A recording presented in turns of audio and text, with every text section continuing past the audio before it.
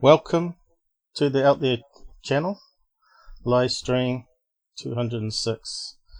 I'll just cue the music and intro and I'll be with you in a minute.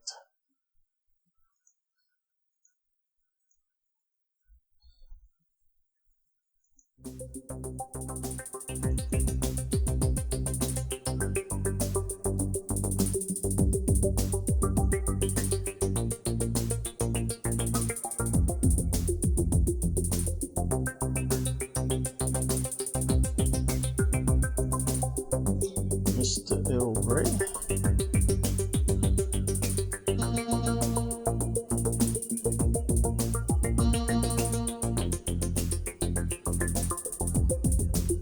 John Boy.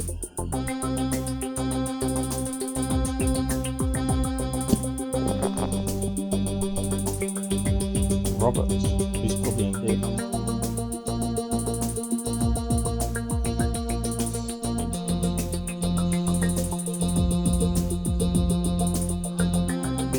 Our friends, the Greys, called them the Sky Watchers video.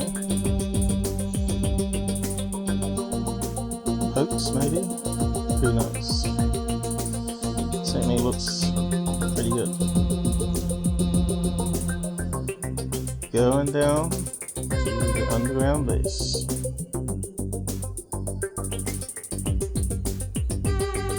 Into the desert.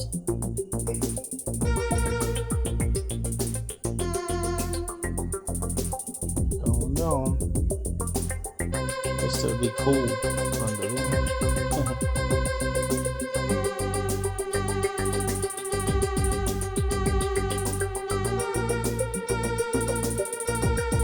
Hello.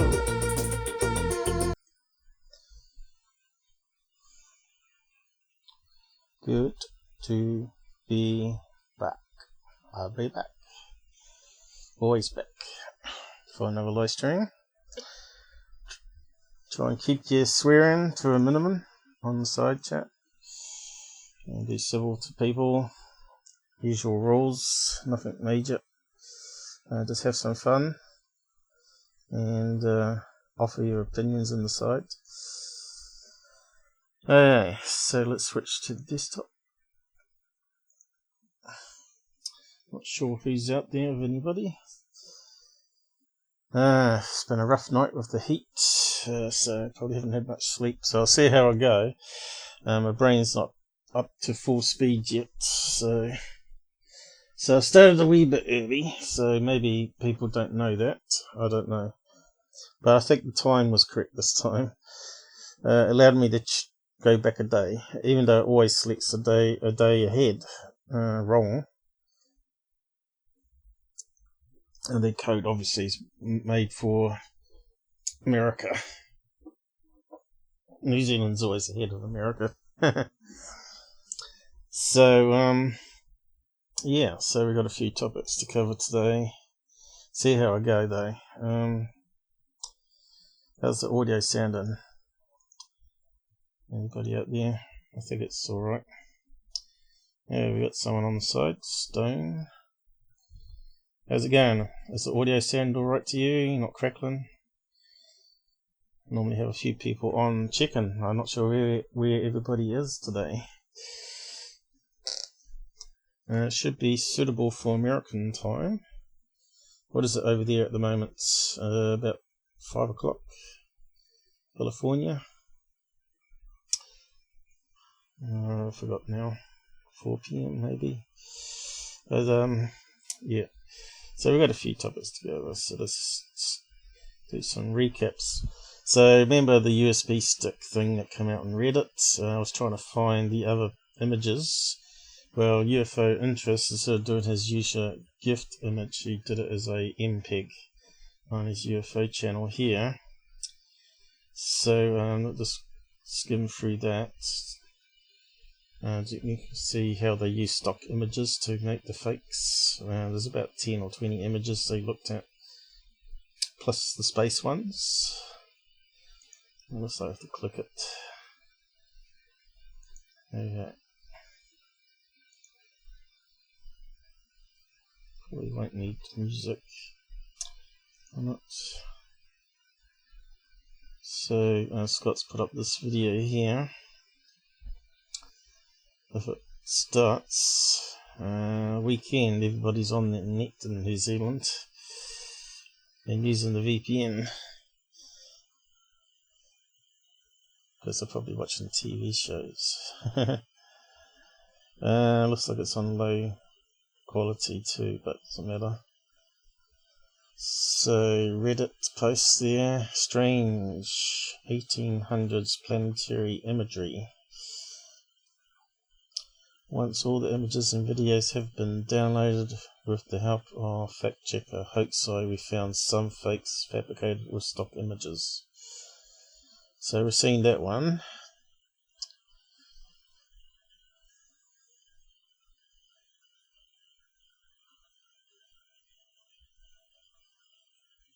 And that one. Can we speed it up a bit?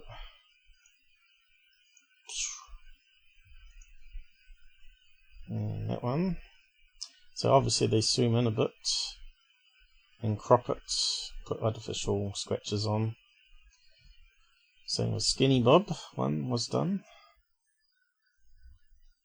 And obviously they put projector noise on there, but we got it muted. Yeah, I thought I've seen these ones before. Just recycling the same old rubbish.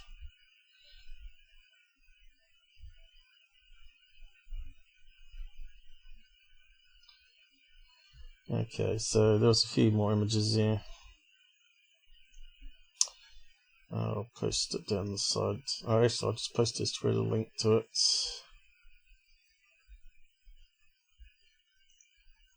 If you want to go and re-watch it. So that's what Third Phase put up. Maybe a few other channels too. USB stick fakes.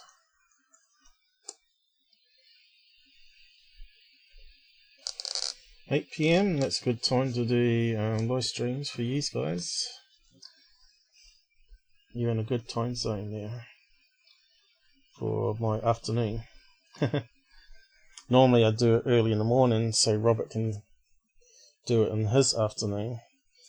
So I'm a wee bit worn out because he had the last live stream going 4.5 hours, but he had a lot of material to cover there. So yeah, it was a good night. It was a fun night. So if you missed out on it, people keep saying, why can't you make 10-minute videos? Well, you just can't. The fact is it would take 10 minutes just to read out just half a page of the case itself, you know. It depends if you're really interested in the UFO topic or not. You're going to stick around. Join the lives is better. So time just flies on lives. You don't realise the time's ticking away. And already it's probably, 5 minutes or more? Alright, what's it say? 8 minutes, you know. It's amazing how fast time flies, right? So the next story is about this mysterious interstellar object. Remember we had the similar one with the cigar shape, Uma, or whatever it's called. I always get it wrong. But anyway, this one's going to make a close approach next month, apparently. So it doesn't sound too great. Hopefully no bits fly off it, or it changes direction. Robert, I thought you went to bed. I didn't see you online. Yo, guys. Yeah. I see you got hit on the last live with some Tyler fans coming here downvoting stuff because they're angry people. They're haters. Already I've had 5 girls defend Tyler. It's funny how girls defend Tyler even after they won't even watch the debunked videos on him. It's kind of a mental block for some reason. Teenage girls, is it? I don't know. But yeah, if someone told me someone was scamming me, I want to know all about it and see if I can get my money back. But obviously they don't care. I'm not sure if anyone out there is watching at the moment. Come from security and found my leak of videos while me promoting it about. But people say stop me spamming, but I'm not going to spam. Stop doing what I'm doing because he needs to be exposed. He needs the truth needs to get out about him. I call it troll for truth. It should be a hag thing, shouldn't it? Should do it on Twitter. All this nonsense about censorship and blocking people for spamming. Spamming is where you post the same link over and over again for advertising. It's different when you're posting a link to fact checking and exposing fraud, basically. I reckon Google is the problem. Google is the biggest problem. They created the monster. They allowed it to happen. So we've got this big blob of mass heading towards us, and they're going to obviously find out more information about it. It's on the horrible tabloid called The Sun, who's one of the main promoters of Secure Team, unfortunately. So I might just read out some of this. I know people don't like the reader, but it is a premium natural voice, and my eyes are not too great at the moment. Too much staring at the screen, I suppose. Oh, what's that on there? So selected more than I selected. 16 comments on this one. Why aren't we hearing it?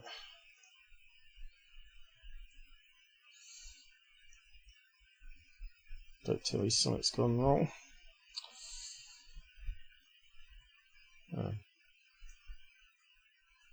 What's going on? A mysterious object hurtling towards our solar system from deep space has been photographed by scientists. So it's not Stephen Hawking's voice. It's actually something that looks like listening to a BBC documentary, to tell the truth. It says the odd word wrong. The incoming comet is like nothing scientists have seen before and is believed to have come from another star system. So it sounds like the last one. I wonder if it was they're following each other, so would there be more to come? So maybe this is part of the doomsday predictions of Myers, seeing these things fly through the skies, and it comes every so many thousands of years, right? So kind of a bit scary that we're so vulnerable to be destroyed quite easily, because a car-sized one apparently is equivalent to 100 nuclear warheads going off or in one location, which would make the surface molten and create a molten wave, not a tsunami, but a tsunami of lava.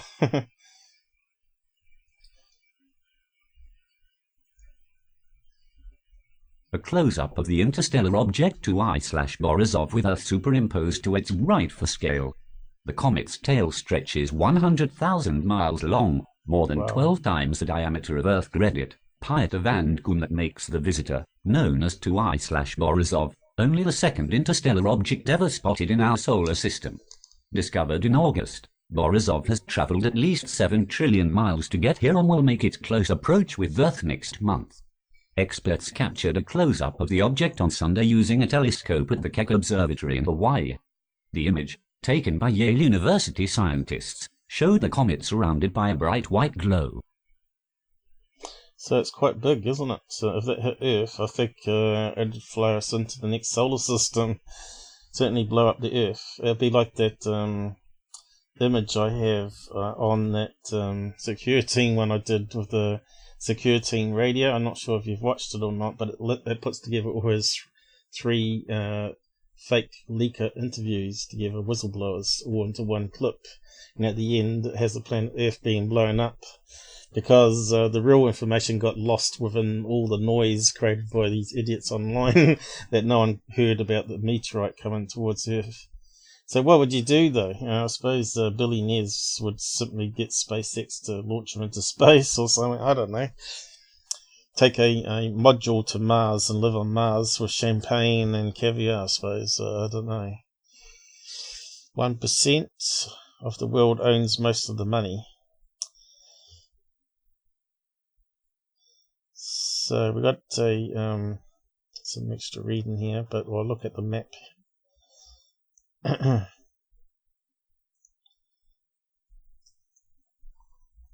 it's warm today. Made up of ice and other debris crumbling from Borisov's main body, the ghostly tail stretches a staggering 100,000 miles long. That makes it longer than 12 Earths stacked side by side behind the comet.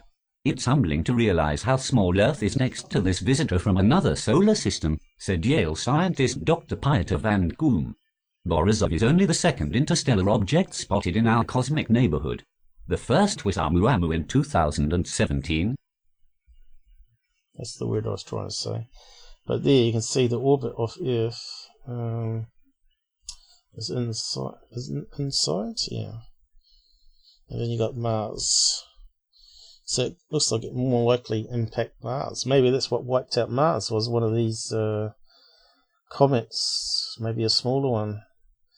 Remember they talked about nuclear explosions on Mars? Well, maybe something related to this. Who knows? Kind of scary. Traveling at 110,000 miles per hour. It's pretty fast, isn't it? So how would you slow that down or deflect it? You'd have to start a month ahead, wouldn't you? Bend it out to the other planets. Just keep going out that way. I think Earth need to start looking at Earth defense and that for sure. There's meant to be another one coming in 2035, I think it was, or was it 75? That was on In Search Of, talking about doomsday predictions. Normally Tyler puts these up and scares everybody, but maybe we don't have anything to fear because we've had lots of near misses in the past because we didn't have detector systems out there, and we only found out the next day that we had a scrape by almost. So yeah, so some more images here, I guess. You can see how NASA take their photographs here though, with 3 filters: red, green, blue. And if it's moving too fast, it leaves a long streak, a bit like you get with our cameras. But they also take pictures of the moon in smaller chunks, and they just stitch it all together, which means join it and build up an image. But the Soho one, and obviously this one, probably, is it Hubble? So from Hubble, takes it in one go. First colour composite image, September the 16th. So they've known a wee bit about it already, and it only came out a few days ago. They only told it about us in November. So they've had 2 months keeping it under wraps there.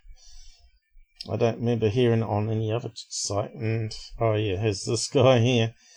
Now this guy was made a complete fool off on Martin Willis' show.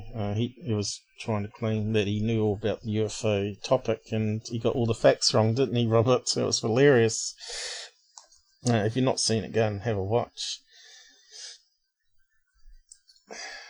So what these guys saying down here? Very interesting, yeah. So already, how long was that taking us to go through just those few little bits? 18 minutes, it's 2 episodes of Tyler's already. So I don't know why people hang around for Tyler. So I'll just post a link there so you can read out more of it.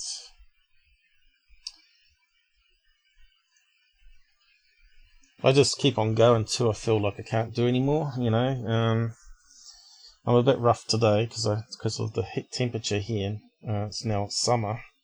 30-degree nights makes it very difficult.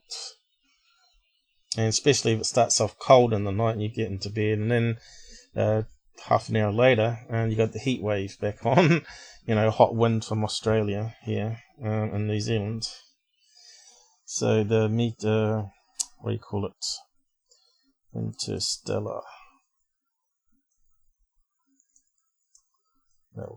Object coming in. I'll just get rid of that one. Alright, so on to the patent stuff. I'll leave some of the debunking to the end. Start off with some more interesting bits first, and leave the debunking stuff. So Mark Turber, spelt wrong here, spelt with an E normally, made all these claims that we talked about last Sunday about the Tic Tac patent, which was here. So what date was that submitted? I think it's from the US Army, isn't it? If I remember right.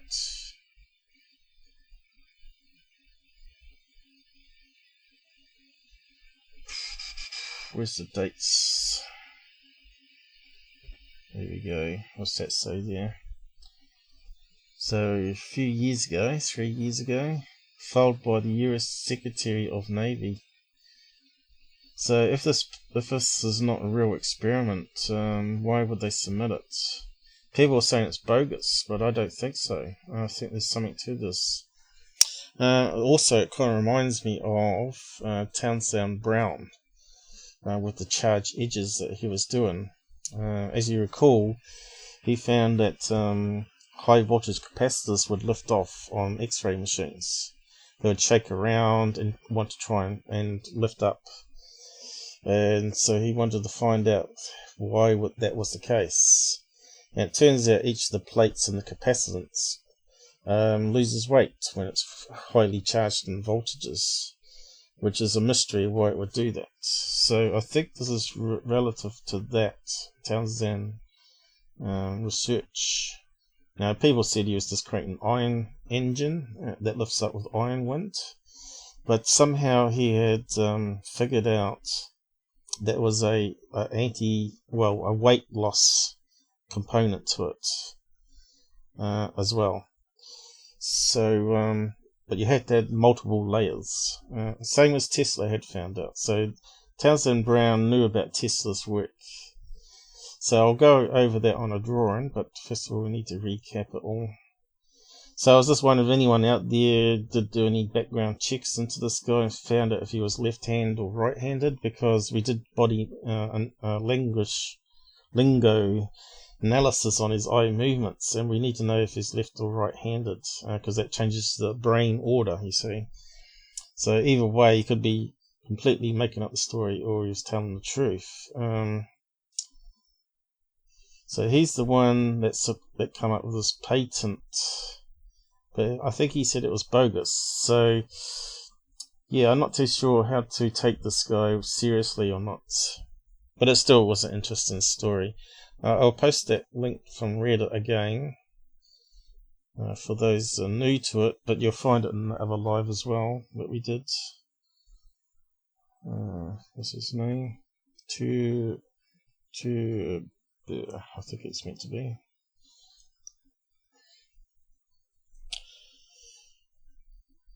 So they made reference on the radio show to this patent anyway, and it first came out on this website called The Drive. I will post a link to it as well.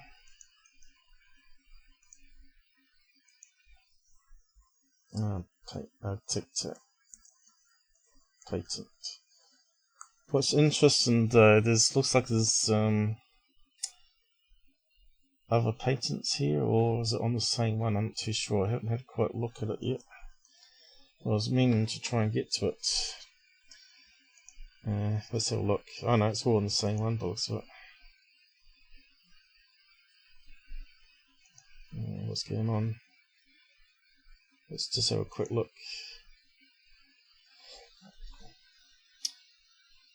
Yep, I think it's all the same. It's just very slow. Although that's only covers 2, so what's the other ones they got here?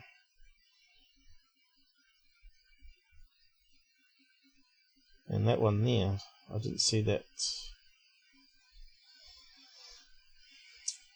Yeah, so let's just go through this and then I'll do my drawings for it. So we'll just read out some of it.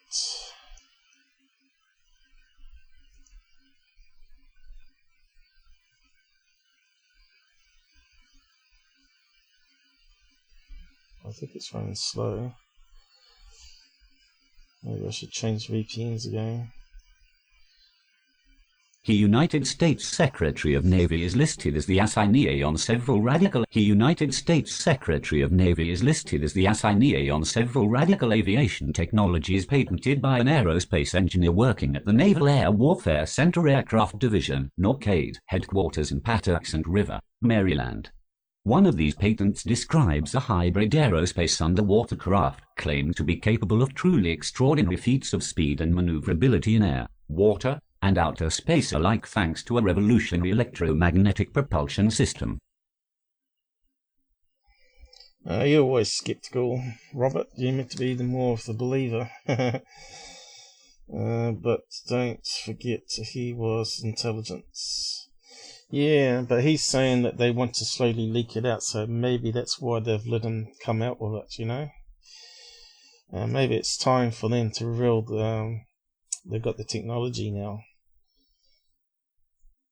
It'll be interesting time. Maybe 2020 will be the year, right?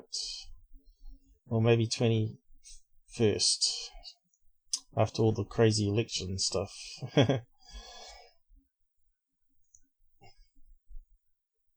Sound far-fetched? You're not alone. A primary patent examiner at the United States Patent and Trademark Office, USPTO, thought so too. But then the Chief Technical Officer, TPOM, of the Naval Aviation Enterprise personally wrote a letter addressed to the examiner claiming that the US needs a patent as the Chinese are already investing significantly in these aerospace technologies that sound eerily similar to the UFOs reported by Navy pilots in now well-known encounters. This raises the question, are the Chinese developing or even already flying craft leveraging similar advanced technology, and is the Navy now scrambling to catch up?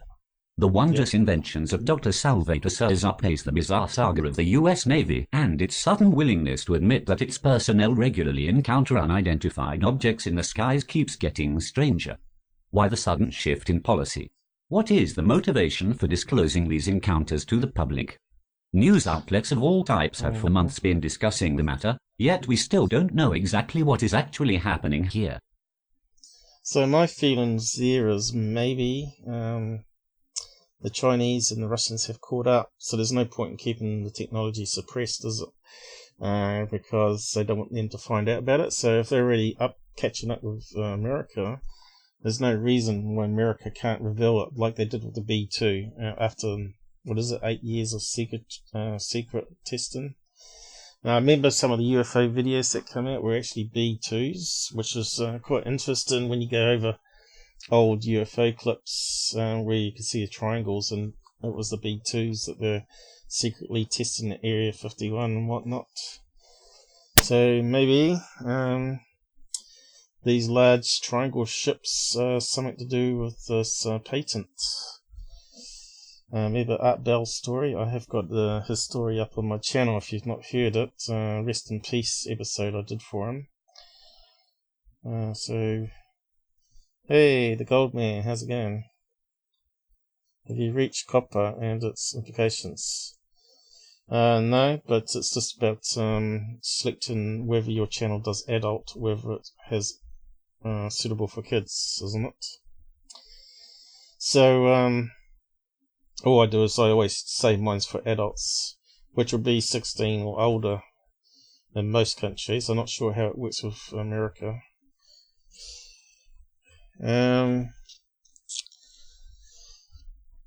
But yeah, I suppose the people are going to say it's like a false flag to bring down channels next with that, which is possible.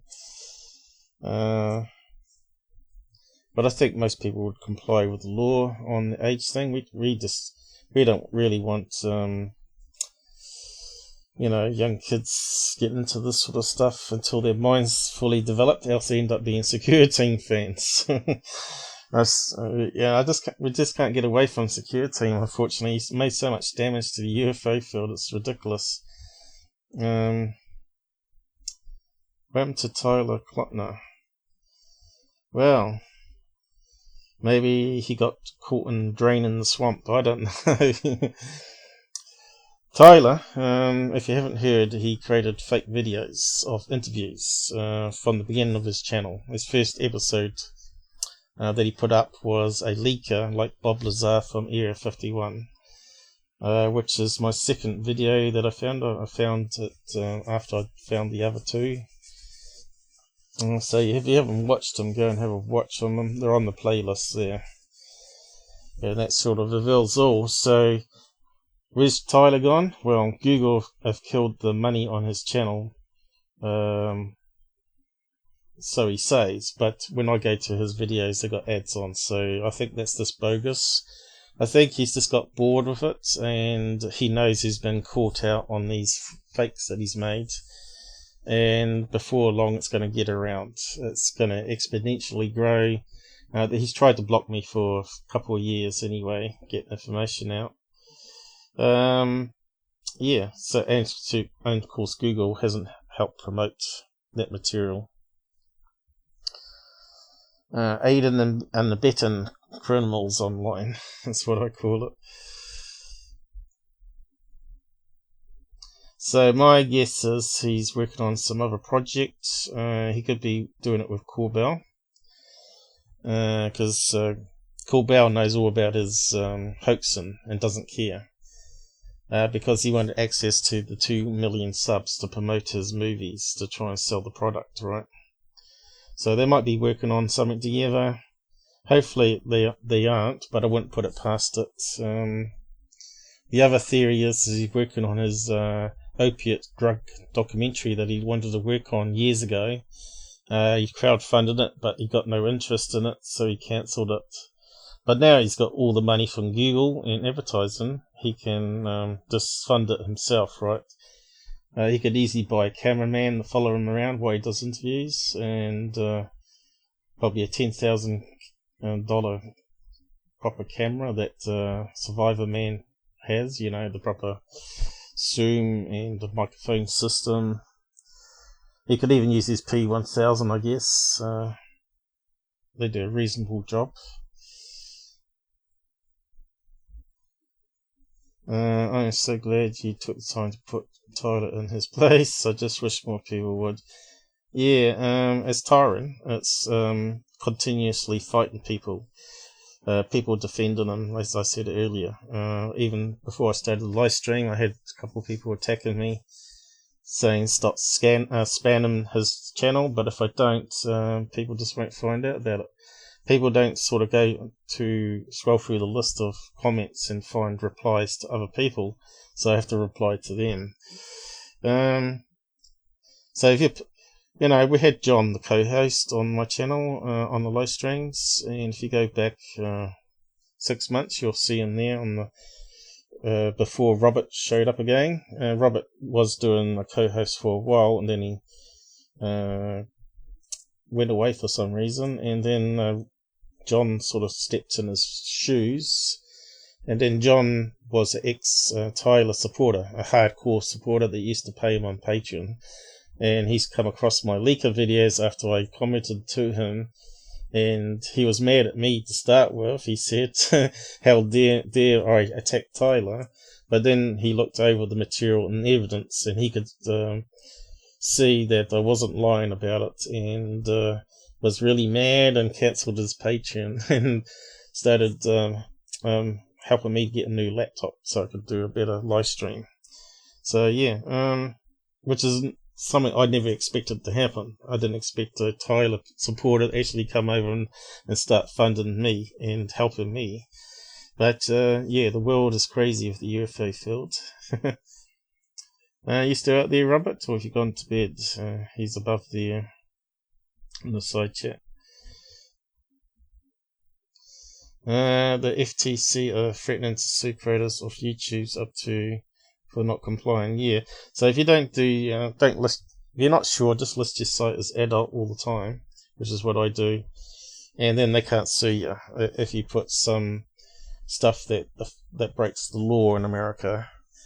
So I'm not sure how they could sue people overseas though. They just simply will disable the channel, and any money that's accrued from ads will go to the government, I guess.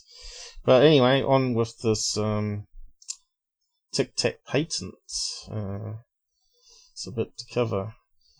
So we don't want to make everything about Tyler. You know, I do debunk him, but I also want to look at serious UFO research and maybe disclosure. Robert, you still there? Yes, my friend. Yeah, I'm not too sure why you stopped being a co-host. Did John push you out the way? I think you had your baits over, didn't you, staying, and you couldn't go on the live for a while, so John sort of took over. Something like that. Some old friends.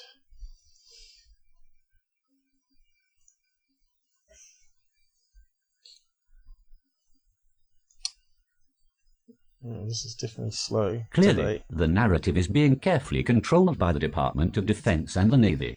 We can only base our speculation on what has been released to the public over the last few years through the media and what is public record. With that said, maybe the most curious additions to the still developing saga is a set strange aerospace patents filed by one Salvatore Cesarpes, an aerospace engineer at Norcade. While attempting to dig up as much information as possible about the inventor and these patents, I came across some supplemental documents in the UFOS databases that seem to imply that Navy leadership knows that these technologies are actually feasible, or that they want us or someone else to think that they are. Oh, this one sounds a bit interesting here. Well, when you think about it, water, as you know, can conduct electricity, especially if it's got, if it's still distilled water as an insulator. If it's got salt or other minerals in it, like calcium, it will conduct electricity and electrocute you if you step on it with a power line. But if you put distilled water around a power line, it acts as an insulator. It's kind of crazy to think about it like that. Because of the bonds on the atoms in the water and the spacing. But as you know, magnets can repel water. You've seen the experiment I did probably 10, not 10 lives, let's see, probably 50 lives back now, where he was putting a powerful magnet next to the water, and you can see it bend in the stream of water coming out the tap. So quite easily it could repel water as well as air, right? So you could create a void, a bubble around the craft. So that would, if you make it big enough, it wouldn't create a sonic boom, and it wouldn't create a pressure wave against the craft. I suppose it depends how fast you're going too. I suppose the UFOs would go a wee bit slower underwater than they would in air. And I think that's the case. You might remember Mark Antonio that does debunking for MUFON. He's actually a submarine model builder, and the Navy asked him if he wanted to come aboard one of the nuclear submarines for a ride, and he took on the offer, and he went under the sea with the crew, and they picked up a mysterious object on sonar that was going faster than any torpedo could or submarine. So that was a true USO, and he was there to witness it, which is pretty lucky. But it kind of makes you wonder, though, since he's big in UFO community, did the aliens know he was going to be on the craft and do a little show on his behalf? That's very possible. So I think he's still out there on the web, though, if you search on it. Mark Antonio Submarine USO. I think it's from the Sun too. It was published.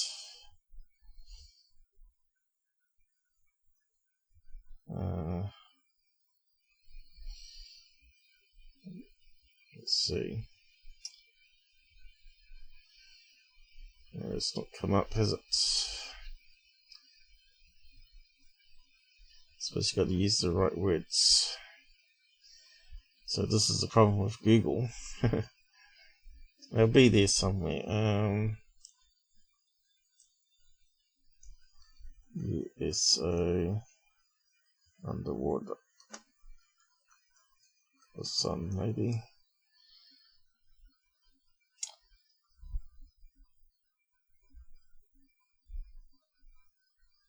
Anyway, he talked about the story going on a TV series recently called Contact 2019, and it was the last episode of that series that was any good, because all the other ones they were talking about were actually debunked, all the suspect cases, and the last one was more on Tic Tac and Merc's experience. Yeah, have I got his name right or not? D'Antonio. I think I have. Anyway, it's out there. Just can't find it at the moment. So I'll just read this bit out about the patent.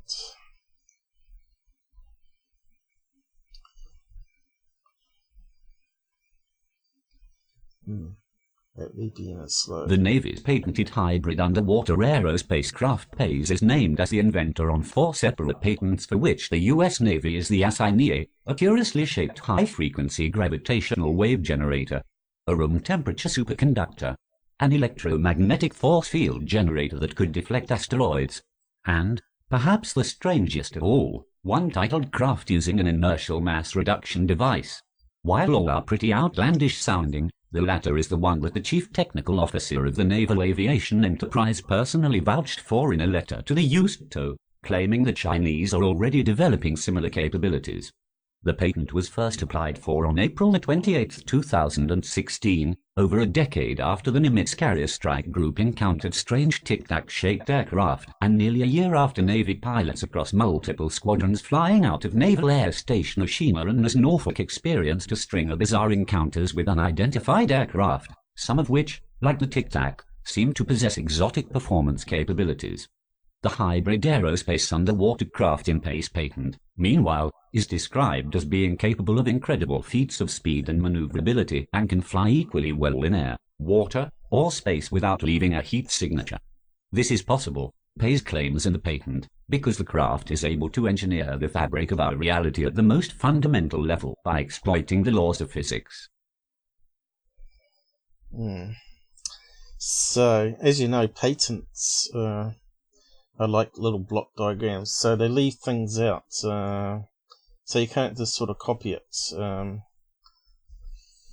straight from the patent. You need the manufacturer notes, and also you can see here it's talking about a hollow hole there by the looks of it, like a two skin layer here, but it's creating a field right around the craft. So, but you can't see how that's going to work just with these little blocks here, where there's meant to be descriptions of what's meant to be in there, like a generator or whatever. To me, I just wonder if that's big enough field. You know, they've got the field sort of wiggly wobbly out here. You'd want the field to be projected further ahead of the craft, out this way. So, but again, as I'm saying, the patent diagrams are only like crayon drawings compared to the actual blueprints. So, of course, they're going to hide things. But the question is, would they release the patents from top secret classifications? Well, if they want to bring out the information now like they did with the B2, why not? So that's not really a red flag for me. As I said, the Chinese and Russians might have the technology. The Chinese may have stolen the information even.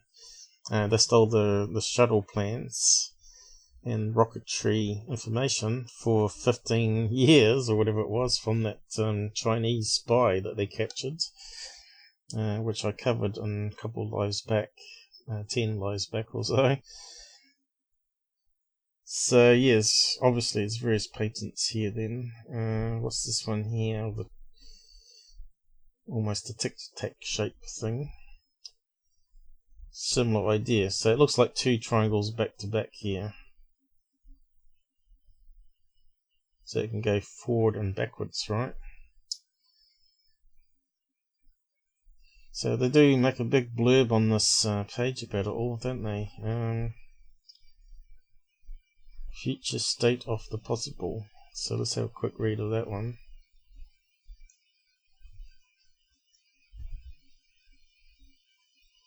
I find this sort of stuff fascinating, but other people may not. The future state of the possible. Just because something is patented doesn't mean it's currently in production or even possible.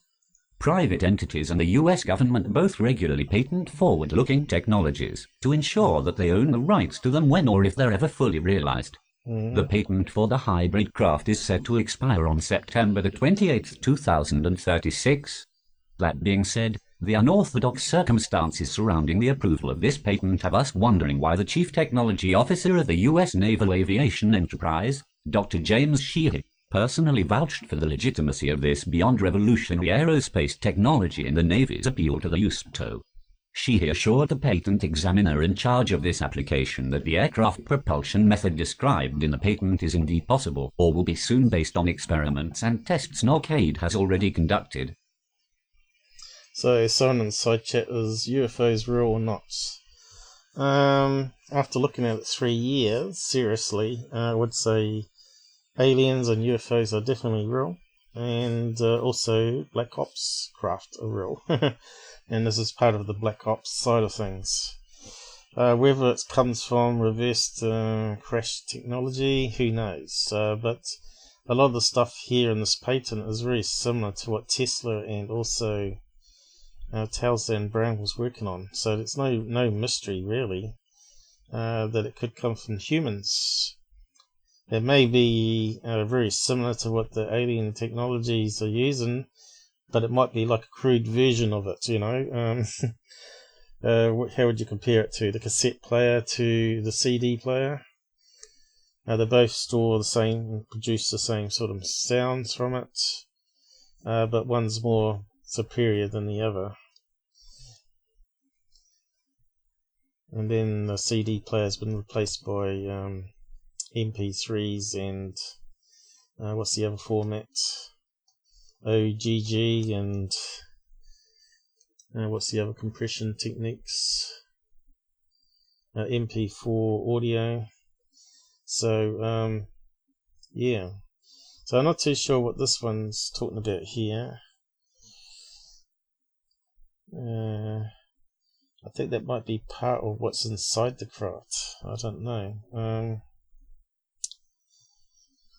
As you can see, it's not really clear at all, is it? Metallic cooling. So they're trying to say that it's supercooled, which is often the case with superconductors, right?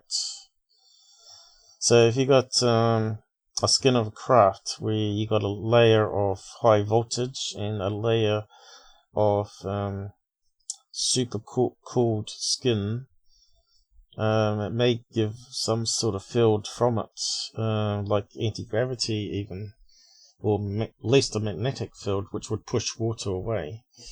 So sort of talking about a pulse current here, which would be like AC, I guess, goes one direction and then next, pulsing back and forth. And they're showing it as a another one attached to it here. So that's pulsing and that one's pulsing. So I guess it's creating perpendicular vectors and forces, magnetic forces. But the reduction one is the more interesting one, which is what I've been saying for years.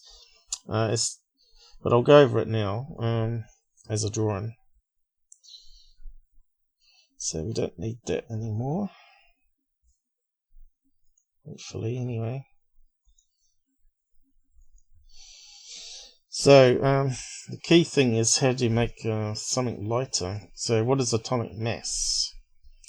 Atomic mass is defined as the number of protons and neutrons in the atom, where each proton and neutron has a mass approximately 1 AMU.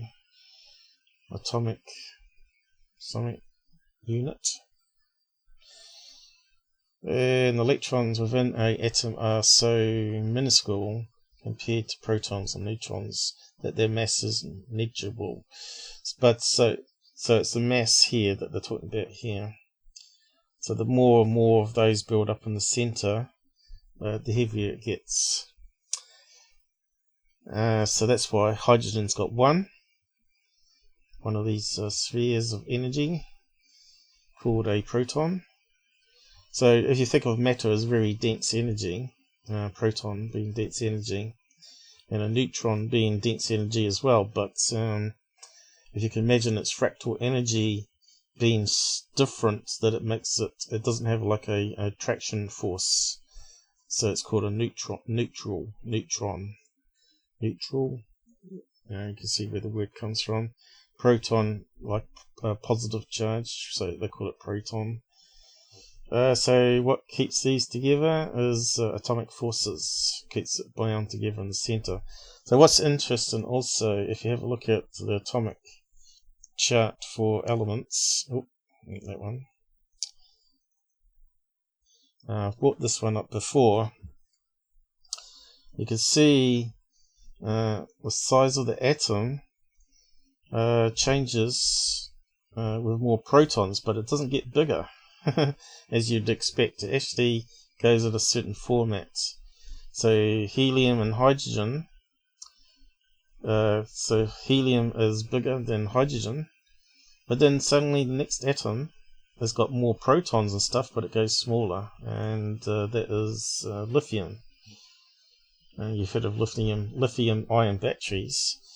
So it's actually a smaller atom than helium in diameter, but the mass is heavier, right? So it's obviously, these are gases that go up in the atmosphere. This would be like drops to the floor, but the size of the atom is smaller, and of course then they get bigger and bigger again, and then bang, it goes small again. It goes in a certain sequence. You can see there's groupings as you go through the atomic table of elements, and you got cesium, is it? What else we got? Tin,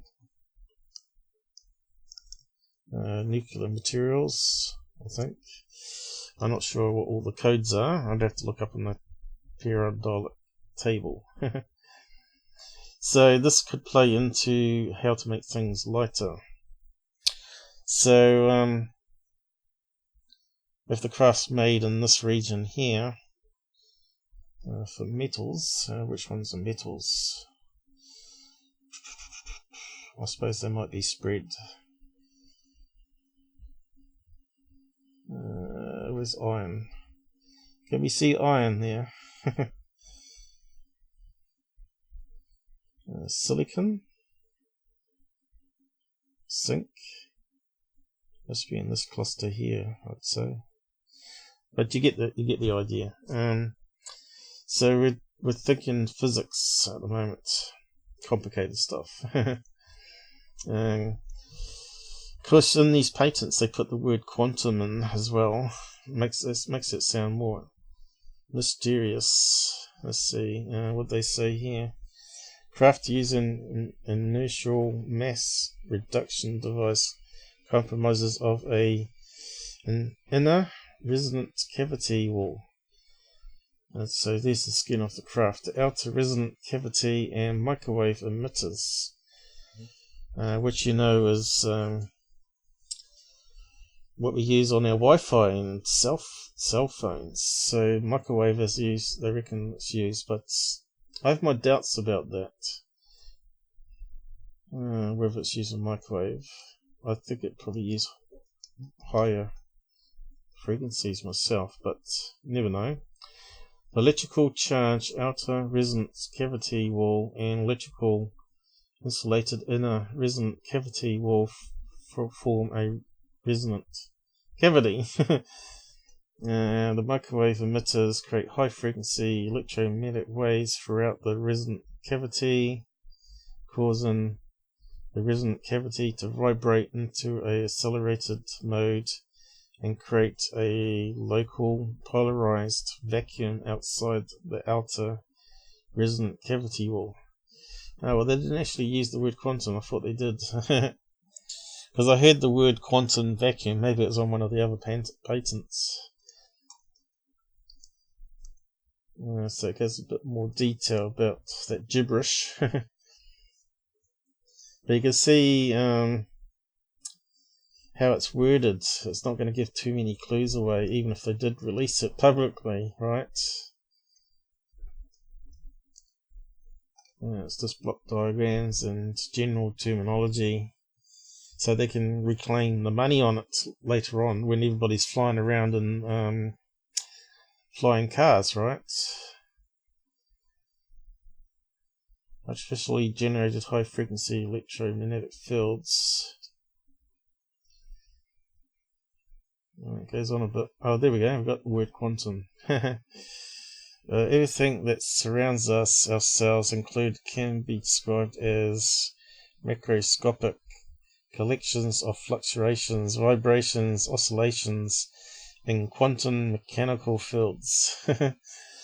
Matter is confined energy bound within fields frozen in quantum of time. So it might be that they don't really understand it, and it just sounds really good to put the word quantum in there. Because they want to keep it in line with space-time and Einstein's theory, which I've always said is very suspect myself to be correct, because it would mean that you could do time travel. So yeah, let's just get on, draw some pictures so we can get past that topic into other stuff. How are we going for time? 44 minutes, is it? 54? Can't quite read. Time flies. Still reckon Out There Channel needs to do a show about what, in his view, 100% unidentified. This would be nice change. There's not too much stuff out there that has images or videos to be unidentified. There's only one I've received from a Skywatcher, which I took a week to analyze and then a few days to knock it up in the editor. But that's called the Alien Grey UFO. That's about the only one that's you can really say is possibly real or a very good hoax, because video alone is not going to prove anything, especially if you're a single person filming it. So if you had multiple people there filming each other as it's being captured, I think that would be nail on the head that it was real stuff happening there. So yeah, apart from what we do with Robert's show, looking at old cases, well, some of them not too old, but if you have a look at some of the better cases with Robert's series, I think that's the best we can really come up with at this time, because a lot of them don't even have photographs or videos, but they have multiple witnesses from policemen and pilots and other credible people which wouldn't lie, police cops and especially, but who knows, people will always come up and say, well, that even they are suspect of being misled.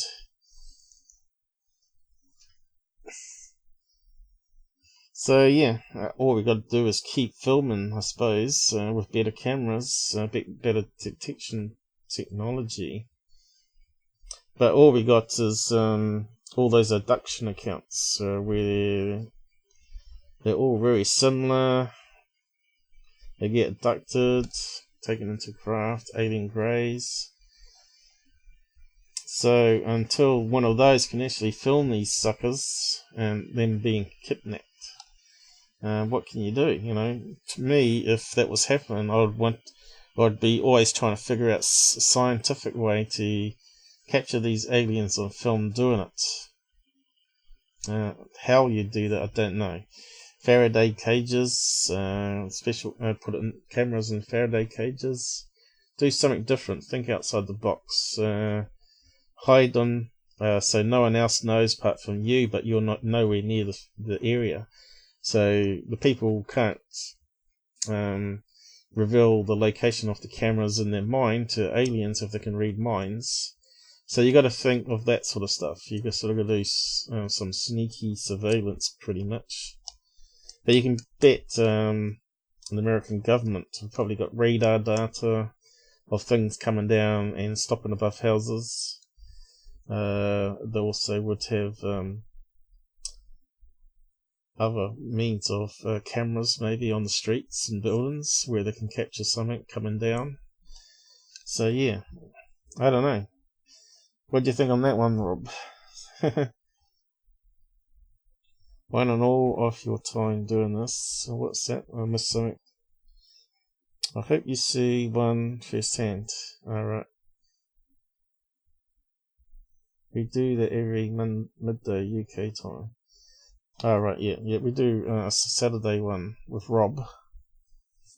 My early morning. And so it's UK afternoon and obviously early morning USA, unfortunately. But you can watch them and you can skim through some of it as well, because they do get quite long. But it's a lot better when you join in on the live on the side chat at the time, so you can ask questions and go from there. So what are we doing here? We've got to draw some pictures. So I'll start off with 3 ways to do. Why is it making a little square? It should be long. Long. 1280 by 720, I think it should be.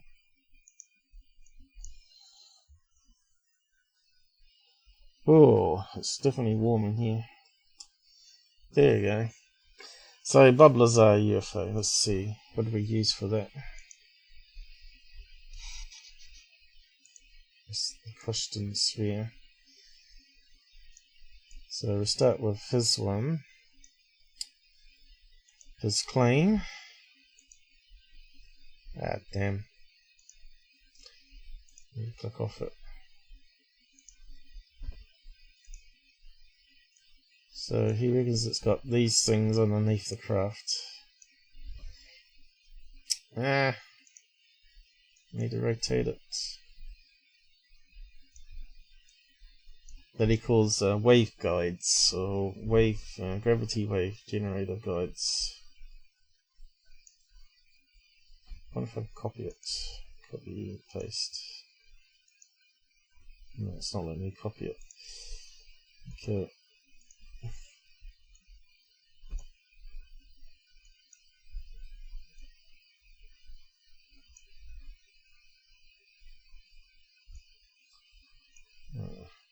Where's the handle gone? Want to go up?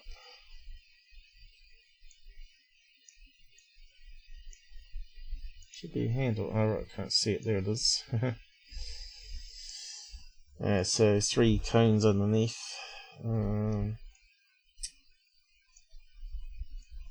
Just make it slightly out of shape, I suppose.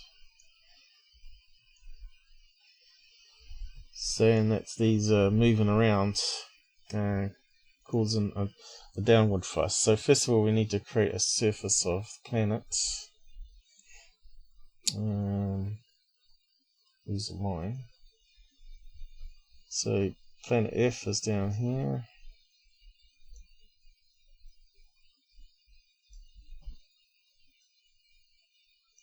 That'll do. And we got what we call gravity waves. Coming down.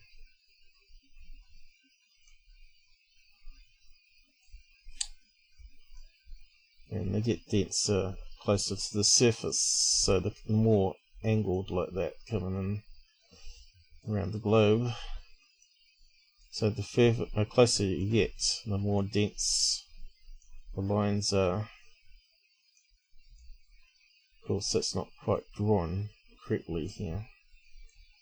So these are heading downwards that way. And Tesla called that radiant flux, as the atoms are absorbing energy all the time from the fourth dimension, called the ether, as he called it, which today they call dark energy. So dark energy is being absorbed into atoms, and it's all around us, and obviously it gets more dense the more matter you have. So that's why they're trying to predict the motion of the universe, is this hidden dark matter, the ether, and energy, dark energy that it produces. So Bob Lazar said it was hovering with these ejecting gravity waves, which doesn't make any sense. I'll just go over it in a minute. So he's saying it's shooting out anti-gravity waves and pushing it upwards, opposite direction. And then later on he goes on to a torch show and it talks about these feet going out sideways, so that it flips up on its end. Let's see.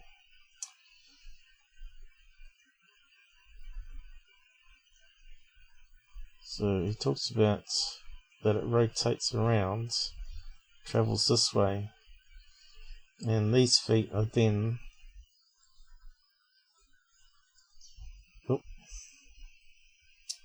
keep doing that, go click off it. These feet are then aiming this direction. So how's that going to work?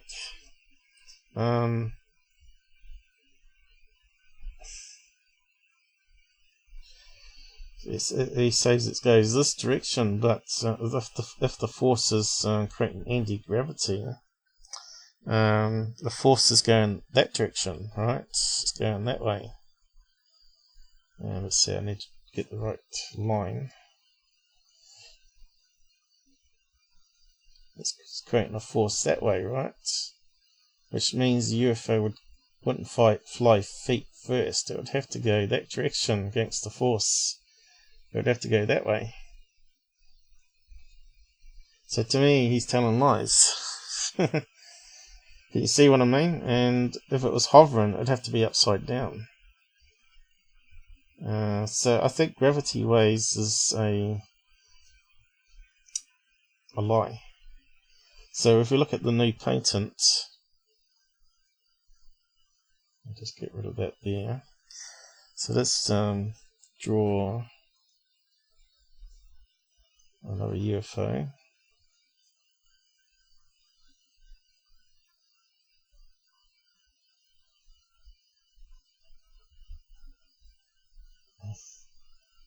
Trying to grab that. It's so tricky with the mouse, I tell you. Just move it down a bit there. Let's see if I can draw another one over here. Mothership. And I will draw another one to represent the double skin.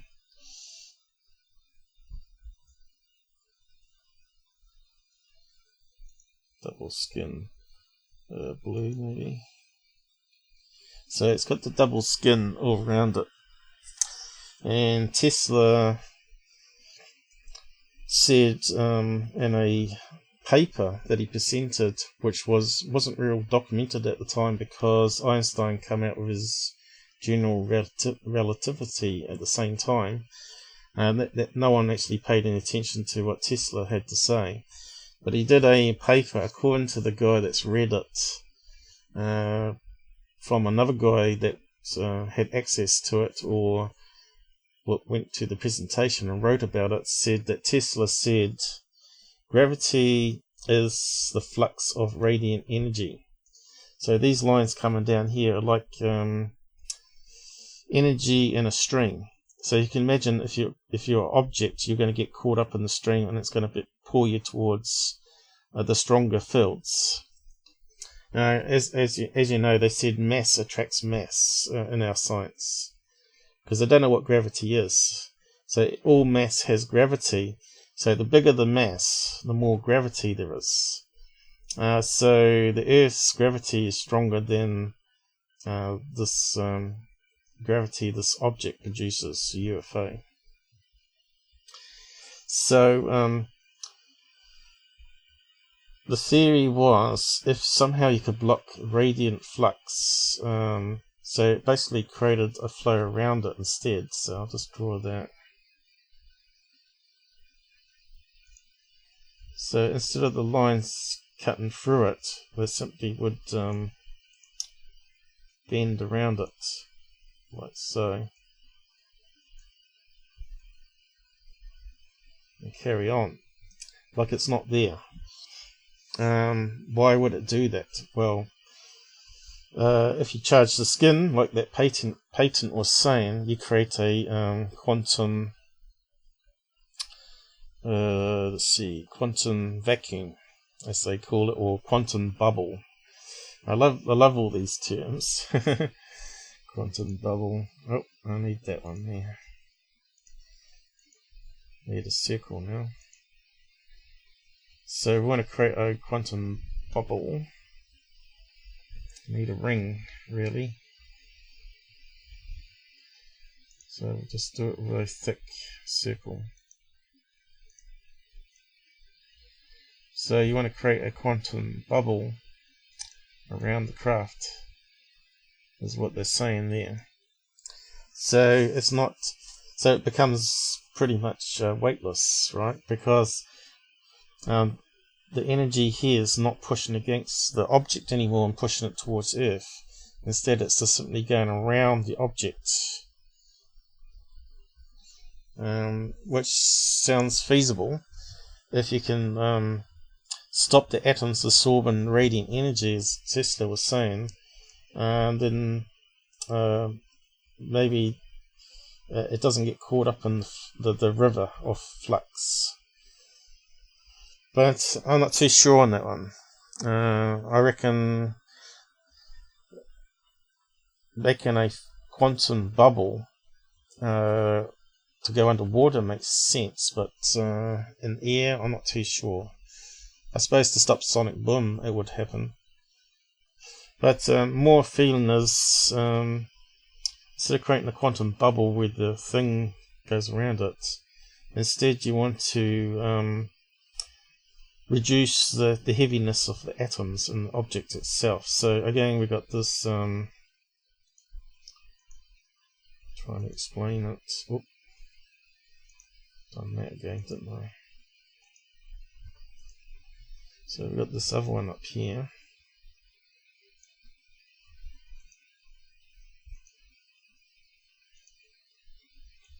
With the double skin. So instead of it creating a field around the craft this time, it's actually blocking energy, radiant energy being absorbed. So there'll be energy going towards the atoms.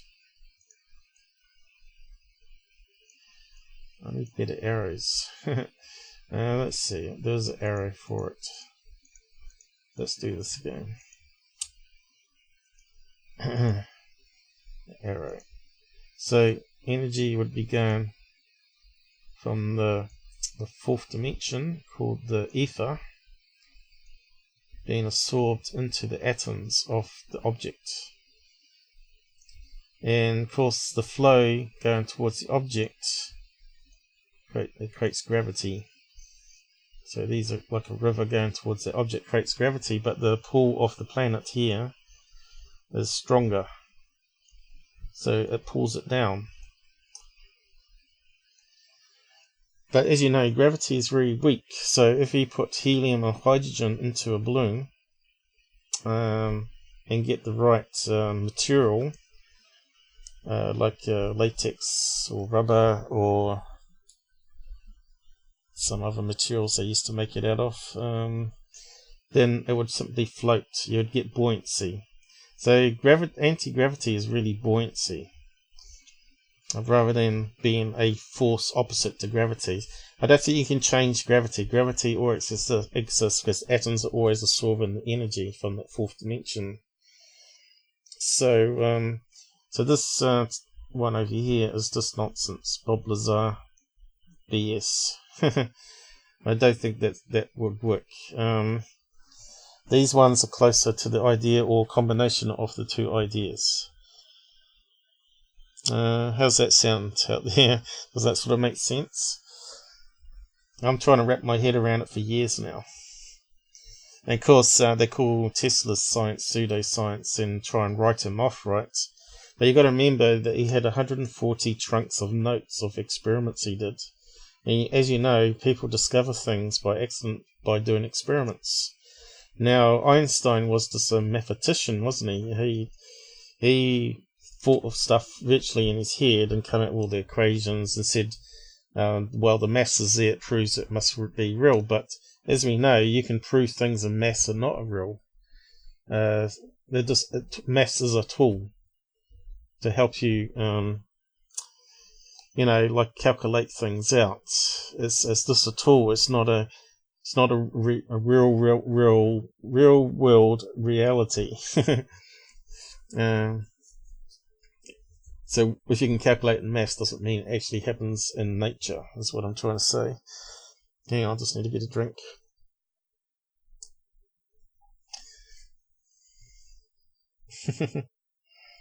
What's going on? What did I miss? All our past shows are archived, yeah. Now Robert's our co-host, but looks like he's up joining my Sunday live, which is normally the Sunday Debunks, and talking about other science topics like this one. So, yeah, do I keep that diagram? It kind of looks kind of cool. I might just save it.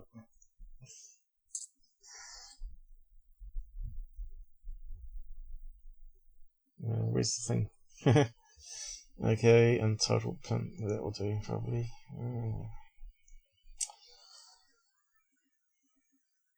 3 UFO designs.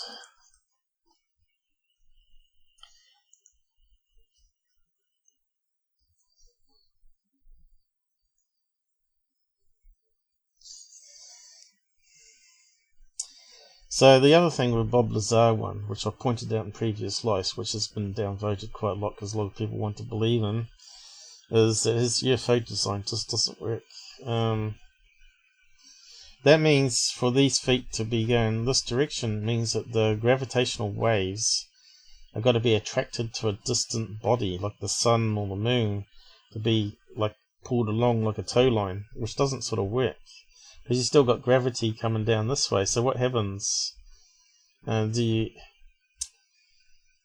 you have these ones pointing downwards as well, and sort of keeping it pushed up on that angle? Doesn't make sense. But that means the flow has to go the opposite direction on that cone, and the other two have to go keep the same direction to be anti-gravity.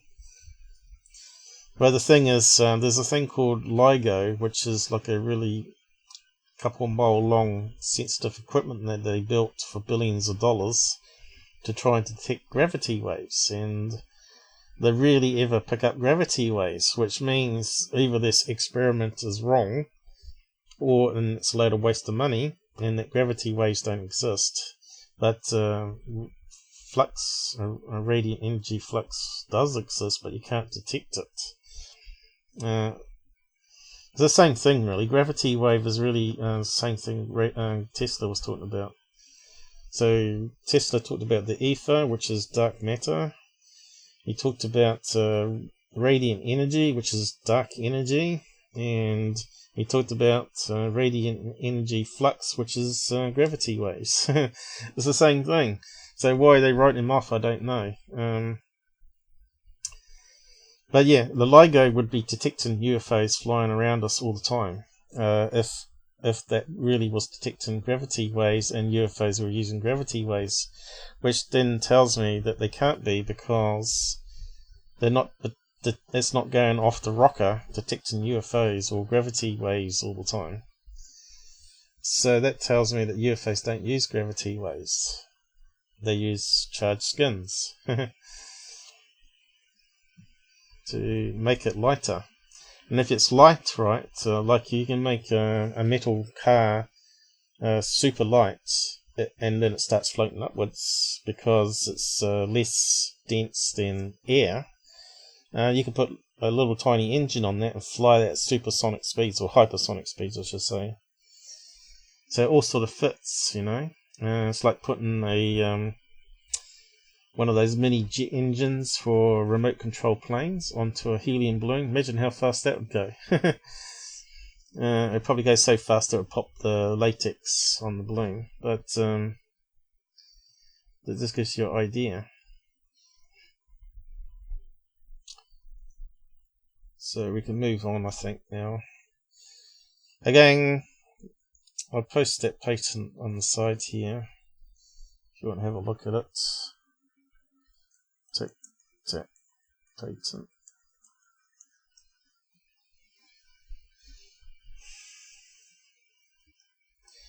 But I know some scientists out there have tried to debunk it and said it's all bogus, but I don't think so. As I've explained, it's like a basic diagram. It's going to have things missing. It's a bit like Leonardo da Vinci. He actually designed quite a lot of things, but he put little errors in, you know, like the cogs were going in the wrong direction and stuff like that. So if it got into the wrong hands and they tried to build it, it wouldn't work. I think that's what happens in some patents as well. They changed a wee bit of the information, so it doesn't quite work, but it still protects them for IP, intellectual property. So yeah. There we go for time. Really 1 hour and 20 minutes already. Hardly feels I started long ago. So what else we got? We got humanoids, flying humanoids technology, and it's actually working now. And you can fly around for half an hour or whatever.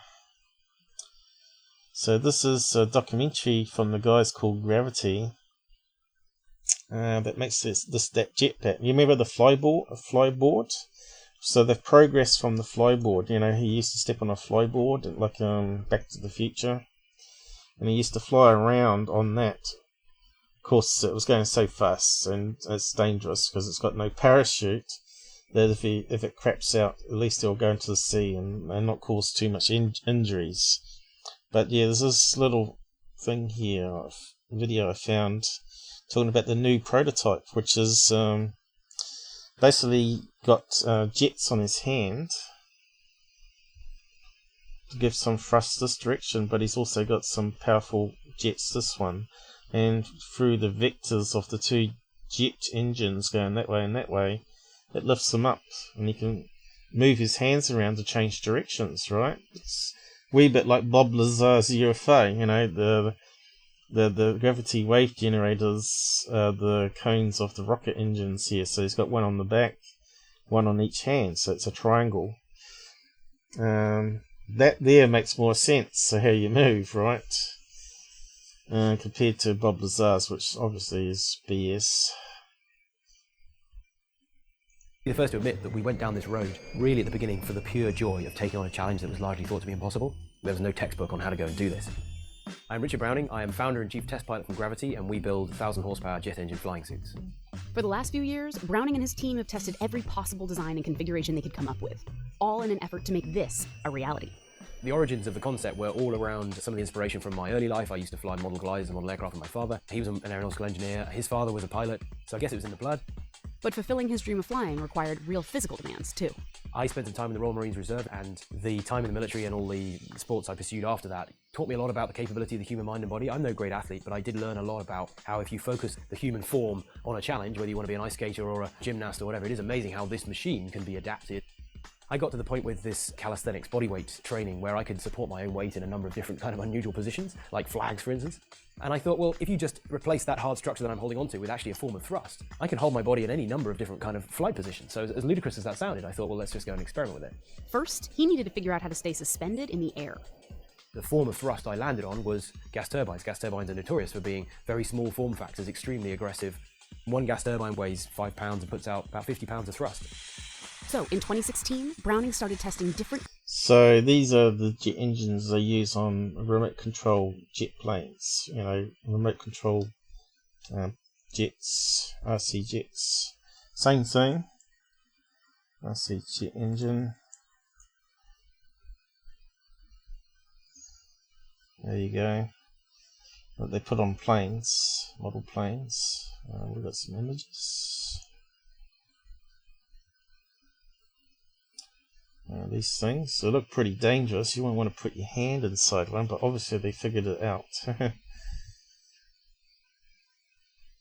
And obviously he's got a fuel line for this as well, which would be like kerosene, I guess, running off into his backpack. Where is it? Can't see it there. But he's got a backpack on with jet fuel in it, obviously. So what they're saying is the next version they want to make will be fully electric, probably using probably lithium-ion batteries, but probably one of the newer designs where they don't burst into flames. I know there's several developments being done where the guy has rearranged lithium-ion batteries in layers where you can stab it and short circuit and it won't burst into flames. But why they're not using it in everyday product, I'm not sure. But that was like a year or so ago that was being tested. And there's also this idea of carbon batteries as well, which they replace the lithium-ion ones that can charge in 5 minutes. You just plug it in or hover it over a charge table, and it charges up the battery again, and it lasts for a few hours on 5 minutes charge. Well, 8 hours on 5 minutes charge. So there's a lot of new battery techniques coming up. A jet plane. So they use them on model planes like this, which you can see how big some of the model planes they build. It's got a jet engine in it, or a couple at the back here. Some people are just crazy. Another big one. So you can see that flying around the sky. You think, what is that? UFO. Smaller one. So I suppose they spend a lot of money on these guys. If it crashed, you'd be crying. Probably cost 20 grand or more, wouldn't it? Wouldn't it? I say. So back to that video. Components and variations. And so having experimented with 1, we went to 2, and then went to 4, and it was getting increasingly compelling. But things didn't always go quite so smoothly. Through lots and lots of trial and error, and constantly failing, to be honest, and so learning all the time from those safe fails. We got to a point where we managed to achieve a flight, and that was 2 engines on each arm and an engine on each leg. But there were basic problems at every stage, starting with the decision to have engines on each leg. There's a number of interesting challenges with that model. The problems included the engines being only 3 or 4 inches off the ground in terms of the exhaust thrust, the violence of air coming out of those engines at about 1,000 miles an hour and hitting even concrete. You could see a smooth concrete surface would start to become pitted from the sheer violence of that air. And yet, as you move them away, the violence of the velocity drops off. There was also a challenge with having the engines on the legs in that if you happen to vector your arm engines anywhere near the intakes of the lower engine, we realized that your inducted air is going in, and that would then spike the exhaust temperature. You could see a little puff of sparks and the engine would just shut down. So that was another good reason for not having the engines down there. And finally, there's a strange human behavior we learned, which is that when your feet feel the ground has left them, they almost want to pedal and scrabble around looking for where that surface is. That's not helpful when you've got 50 pounds of thrust coming off the leg. And those problems led to the solution of actually moving those engines slowly up the body and then consolidating them into one. And essentially that created a skirt, all at the same altitude in the body, which can be likened to the 3 legs of a tripod. There's thrust coming out of each arm and then essentially a 3rd leg coming out of the back of your body, which provides that uncanny stability. And that's how we learned to fly. I can step you through what the components are. So you essentially got an arm mount. Your arm goes inside that aluminium 3D printed tube. You've got a micro gas turbine on each side, and you've got the same on the other side, obviously. And around the back, and there's one more engine, which is roughly the power of these 2 together. On the front here, you've got a lot of the electronic control systems and the batteries, which aren't plugged in here. Those batteries actually run the starter motors and the glow plugs. And then on the sides, you've got a couple of fuel bladders. We've also got a helmet. It's an especially lightweight one. And the extra addition to it is a heads-up display system. So inside there, you can see the lenses, which actually paint over my vision the fuel and engine data. That data gets to the lenses via this little device. That takes a wireless feed from the suit. It shows me everything to do with the engines and everything to do with the fuel, to give you an idea as to how close we are to running out of fuel, for instance. Last year, Browning set the world speed record for a body-controlled jet suit, clocking in at 32 miles per hour. He says the suit can actually fly much faster and higher than they've ever attempted, but for now, they're playing it safe. That's because even at lower speeds and altitudes, there are still risks. The fuel is either diesel or jet fuel. They're fundamentally the same fuels. Jet fuel sounds scary, but it's the same kind of stuff as diesel. It's actually not prone to forming vapor clouds. It's not really explosive. In fact, you're really hard pushed to even ignite it. And even if it did burn in an uncontrolled way, you've certainly got probably 10, 15 seconds before it becomes a big fire. Every single time we fly, we have fire extinguishers around the place. In 2 years of doing this, we've never used a fire extinguisher. So I'm not worried, but I have respect for the fire aspect of this. The heat aspect of it, it's funny, but if you get a hairdryer and you press it against your head, you're going to burn your head. Hold it like 2 feet away and it's cold. The specific heat capacity of air is so poor that actually the heat dissipates really quickly. And I've even swiped those engines across my leg with this, heavy cotton flight trousers on. All it did is just slightly singe the very top surface of the fabric. It didn't do anything. So from a heat and fire point of view, it's really not a significant concern, but we manage it. He's more concerned with... So I won't play it all because it's from Wired. So I'll let you have a watch of it on your own screens. Jetman. So if you remember Lost in Space, you used to have a jetpack that flew around. So now it's become reality, obviously. So will it ever be commercial? I don't know. Could it be military? I suppose if you got rocket engines on your hands, right? You could put a machine gun or something in the middle, couldn't you? And yeah, have like a bullet rail going to another backpack which feeds the rounds in. But yeah, I think they need like a backup parachute. So if the engine's cut out or it's too low to the ground. Yeah, I think there'd be a lot of liability there, wouldn't it, if people killed themselves? Yeah, would you fly it over the ground though? He was doing it there, risky though. But yeah, it's lots of possibilities here, and you can see this is obviously gonna lead to flying cars and humanoids flying around. You get the humanoids flying around in UFO field. Humanoid UFOs.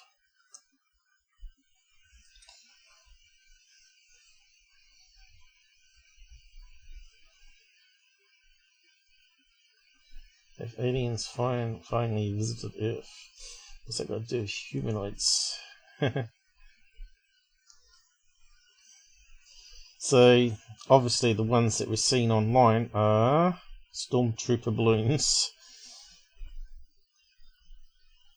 and other character balloons. You can see it's a helium balloon. And this one here is actually chimney smoke from a factory below, or I think it's a power plant. And it forms these black clouds above a low fog cloud, and the sun comes and reflects a shadow on it, so it kind of looks like a big giant standing on the cloud. So that's nothing to do with the stormtrooper helium balloon. But you can see it's 2 chimneys here. Now, how many times have you seen that on UFO channels misleading you? What else we got? You got these faked cryptoids where someone glues together lots of little bones from different animals. But it's nothing to do with flying humanoids, is it? Come on, Google, you can do better than this.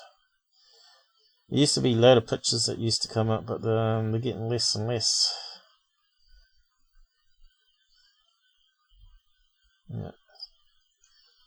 So that's all we got. So you got the stormtrooper helium balloon there. Stormtrooper. But it's not the only one.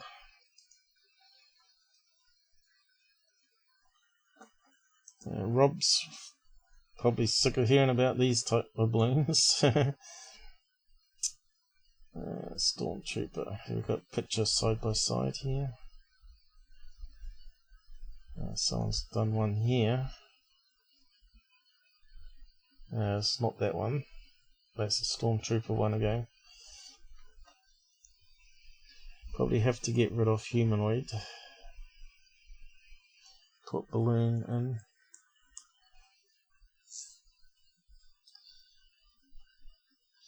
So it's this one, which is bigger than a kid. Now I think the gun is optional, but you can pull it off. It's a plastic gun.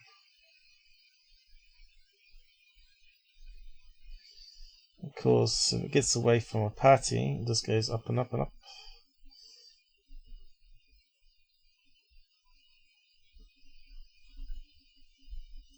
And of course you got Darth Vader one as well.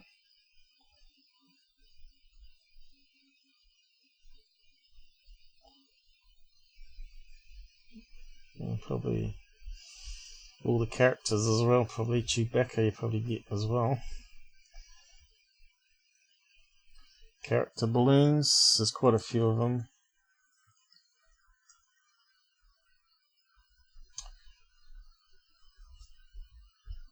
Buying from China. So there you go, you got SpongeBob, Donald Duck is it? Green Donald Duck, Mickey Mouse, Santa Claus, rabbits.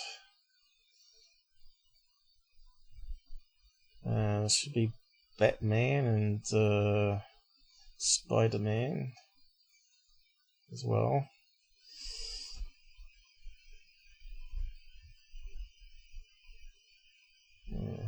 Probably have to refine the search a bit more.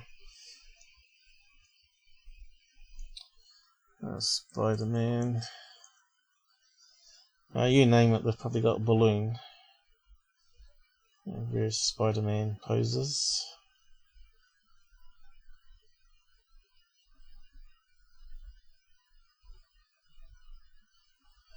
But you get the idea. Doesn't mean that all ones seen in the sky are balloons though. It could be like their jetpack, it could be somewhere remote where they're experimenting with their own sort of military version of it. Yeah, I posted that, didn't I? Yep. What are we saying?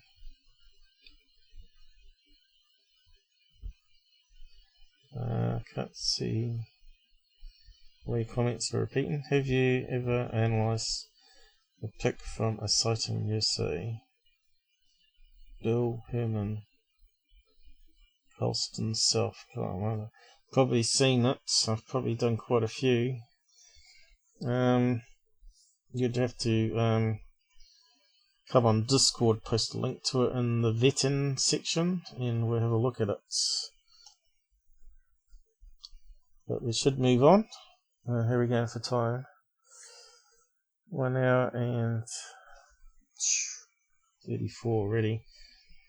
So yeah, I recommended Rogue Planet TV before. They've got this one on alien material. The reason I'm bringing up this one is because they talked about George Knapp's material on it. You remember we did a case for Robert called the Height 611 in Russia. Was it Russia? Or Ukraine? I can't remember now. It was Ukraine, wasn't it? Somewhere like that. And apparently a craft crashed and left some material behind. And then another one. Did another one rescue it, or did it actually take off again? I can't remember. Sort of get mixing up between cases now, I think. But yeah, they talk a bit about it here, so I'll just play a sample of it. And that investigative reporter George Knapp has in his possession. An alleged UFO crash happened in Russia back in 1986. George Knapp traveled to the crash site in the 90s, and he was given multiple pieces of the material reportedly recovered from the crash site. Now, in 2012, when the National Atomic Testing Museum in Las Vegas, Nevada opened its Area 51 Myth or Reality exhibit, it featured a piece of this material donated by Knapp. And the information card accompanying the exhibit called it a, quote, authentic alien artifact, end quote. And the description along with this material stated, quote, 3 Soviet academic centers and 11 research institutes analyzed the objects from this UFO crash. The distance between atoms is different from ordinary iron. Radar cannot be reflected from the material. Elements in the material may disappear and new ones reappear after heating. One piece disappeared completely in front of 4 witnesses. The core of the material is composed of a substance with anti-gravitational properties, end quote. So, here again, this is a piece of material with some pretty incredible claims. Knapp has had these since the 1990s, and they were on public display in 2012. Now, Maureen, you and I covered the news about George providing this bizarre material to the museum back in 2012, and we were both pretty fascinated by the grand claims being made. So why do you think there's seemingly so much more attention being given to Linda's material that TTSA is working on now? I mean, to me, George's material seems just as interesting, if not more interesting. Well, George's material is interesting because that case also fascinates me. Yes. That's the Height 411.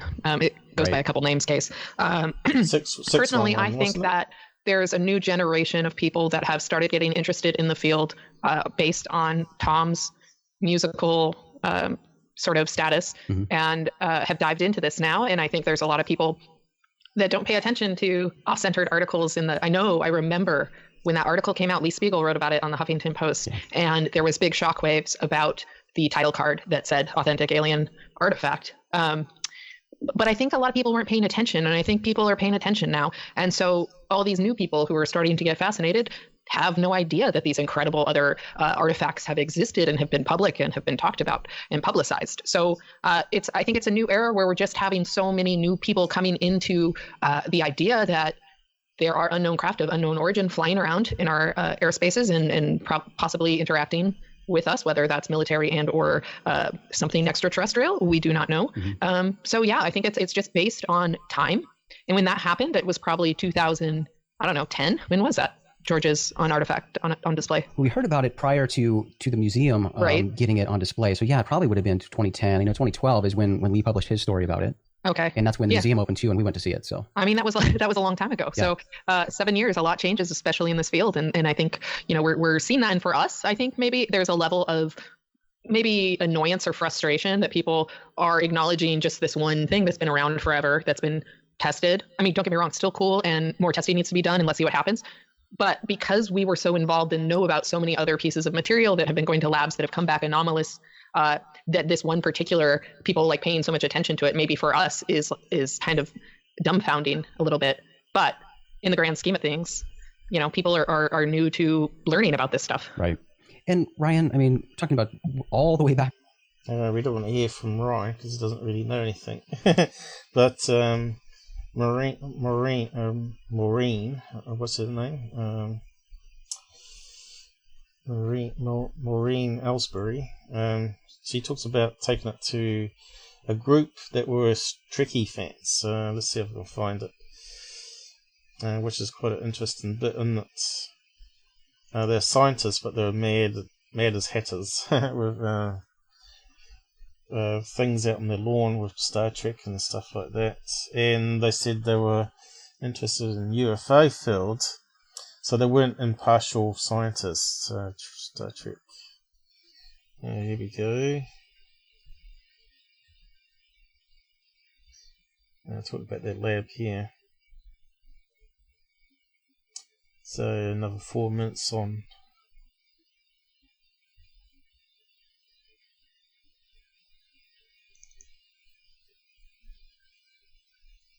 Just cue it up.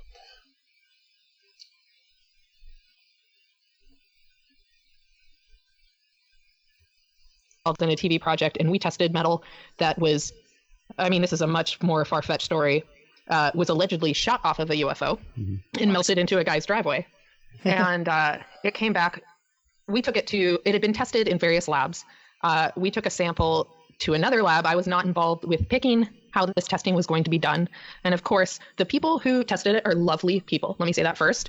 We showed up to their lab, and the first thing I see is like a giant Star Trek, memorial, lots of toys and things. A shrine? And then I found, basically. And then I found out that they were, in fact, involved in the UFO community. Legitimate scientists. However, there's that bias. And you hear me say this all the time, that I think it should be definitely any testing done in labs should be by, third-party sources that have no idea what people think it might be and or are involved in the UFO community, because there is a bias that definitely comes forward, I think, a little bit, even when the science is there. The metal that we had unnatural levels of one of strontium. You know what? My brain, my memory is so bad these days. I can't remember what the number strontium it was. 90. So it was coming back unusual that it was not man-made. Again, cool, but it could be 1,000 things. But the level of testing required to be done on these pieces requires extensive funds, and funds that, well, the Army has. However, most scenarios to test all these metals don't. So we're entering, I think, like Ryan said earlier, this is an exciting thing because the money and the technology is now available to TTSA to have that level of testing done. Now, could there be conspiracy and cover-up? Of course. But yeah, it's a new era. So yes, there's all these metals and all this testing being. So yeah, I won't play it all. Just enough snippets there to make you want to listen to all of it, maybe. So meta materials again.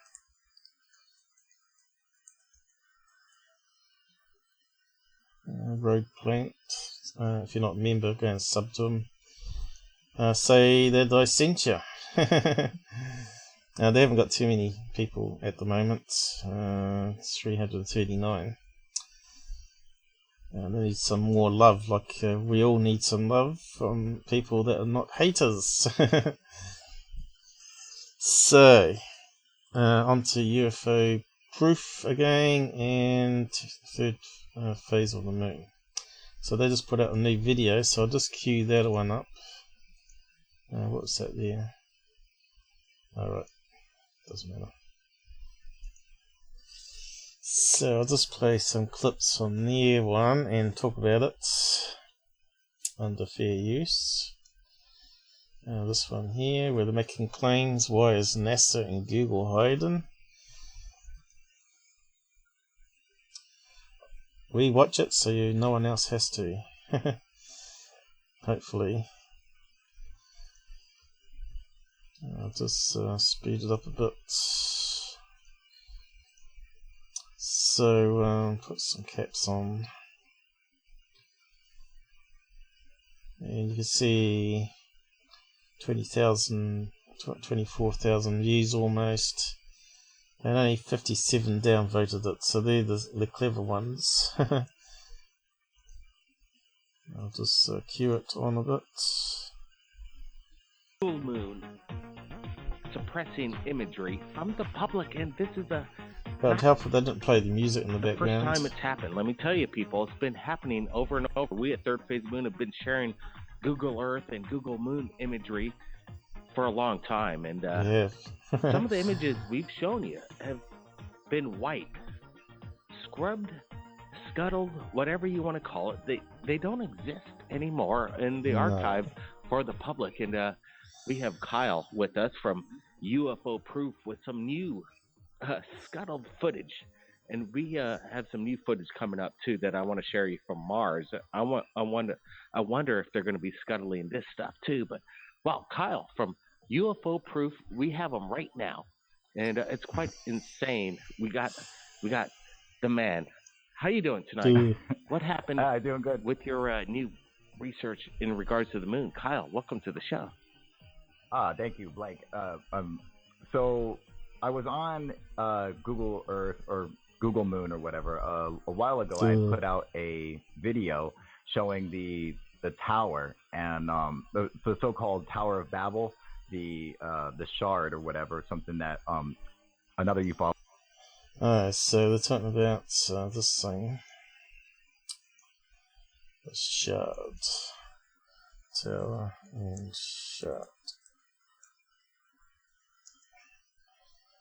I probably should put moon, I suppose. It's very slow, my VPN. So it's meant to be like a 2-mile high artifact on the moon's surface, according to conspiracy sites. But what is it really? We'll go over it. So here we go. That one there is probably one of the better ones, although it's blurry as hell. So yeah, what is this blob here, and what's that there? And they think it's leaving a shadow here, but it's this just like something like this here, but there's something else here, you know what I mean? It's actually like a little crater there that's leaving a shadow, but it's not actually a shadow of this thing. What it is actually is an ink blotch. When they were testing out a new camera on this particular mission, they had like a space camera that was doing instant Polaroids. So it would process the film on the moon and spit it out so they can have a look at it. So what happens is it didn't work too well in zero gravity and started having droplets of the liquid floating around on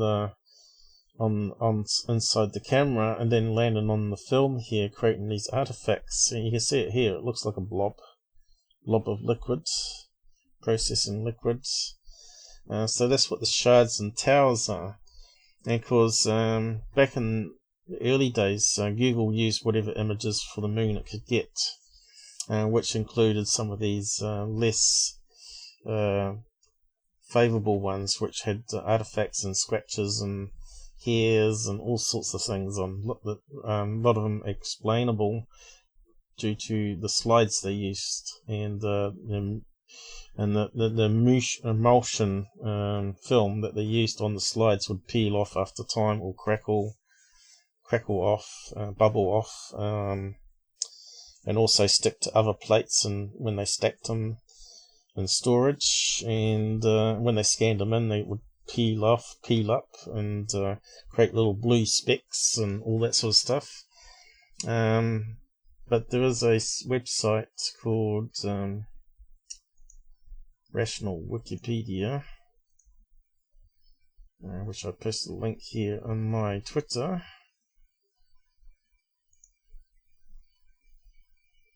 which goes over most of them, if it would load, called Lunar Anomalies, and you can probably find a thing to it here, the tower and shard, and it talks exactly what I just told you here. Lunar Orbiter used a wet film development process, and there are splatters all over the imagery. As a consequence, fluids plus zero G equals random mass. Hogland zoomed in on a couple of them and declared them to be artificial. Amazingly, there are people who still believe him even today. And the castle one, it goes on, talks about that one there. Can't remember if that one was a scratch or something. What's it say here? It's about 6 miles tall if it existed, suspended several miles above the surface in some versions of the image. Hoagland says he sees a cable holding the thing up. Which is obviously a scratch, isn't it? The secret to getting the blabbermouth Hoagland to stop talking, ask him what the top ends of the cable attached to. It's attached to the flat earth, of course. But yeah. He hasn't actually said. He's talking about splodge, so maybe it's the same camera. Calls it the castle, so yeah, it must be the same camera they were using. Paperclip, I'm not sure what that one is. Spa, seems to ring a bell. Just an artificial, likely due to scanning process or whatever, no trace of artifact in 27.6. So private pictures, so didn't have it on the hill. So yeah, Tyler puts up a lot of those as well. But I'll post the link there to the Rational Wiki. It's pretty basic there, talking about it. But when you have a look at the slides, and if you worked with the slides like some of the proper technical people out there, they will tell you exactly what all those marks and scratches are. Some are even lint that gets stuck on because it's kind of sticky. If you get a hair or something, it sticks on it. But yeah, these guys are claiming that Google have replaced the images. Where's the video gone?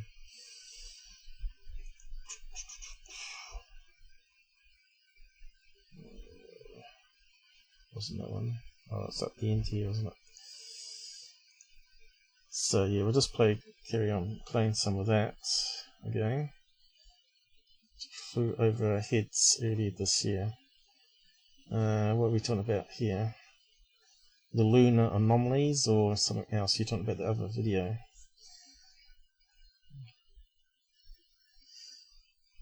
Yeah, I'm not too sure what you're talking about there, mate. You'd have to, again, talk to me in Discord prior to a Sunday live stream so we can go over it with you. But if you had to watch all my lives, I've probably already covered it. Just Richard Hoagland had first made claims about. And by using Google Moon, I actually stumbled across it. And it was amazing. It's literally a 2-mile high. So you can see here, it's a brighter bit to the rest of the moon image here. Clearly it's like a blob of fluid that's gone there. You can see the rounded edges and all that. Structure pointing off the face of the moon. And what was interesting is I posted a video about it about a year ago, and I was showing some friends, and then just a day ago I was talking about it with some people, and I went to go look for it, and today it is gone. It is nowhere on my Google Earth, and I do run Google Earth Pro. So okay, so Google always updating images, getting rid of bad ones and replacing them with better high-res ones for their obviously 3D modeling. But you think they might still have a placeholder on it. So you can search for it, the shard, and it will show you whereabouts on the map it was meant to be. But I think we already looked at that and saw there was no 3D bump from the geology data where it maps the height of the mountains, or craters in this case, over the moon pictures. So yeah, can't remember what live we did that one on, but I've done this several times, of course. So yeah, UFO Proof is meant to be a truther, and already he's propagating the same nonsense and working now with the frauds called Third Phase of the Moon. So these guys, don't trust them. They're going to mislead you. And of course there's another bit up here they talk about in the end. Let's see. You can see how they can mislead you with photographs.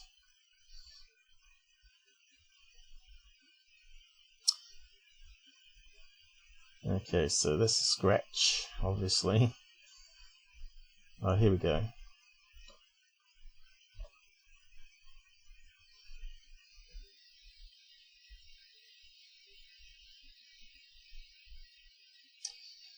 Yeah, okay. I know Google doesn't give us permission to give you rights to post links in the description in the chat, So looking at this little white blob here, but I want to get a far away shot before they zoom in. Let's see, it might be here.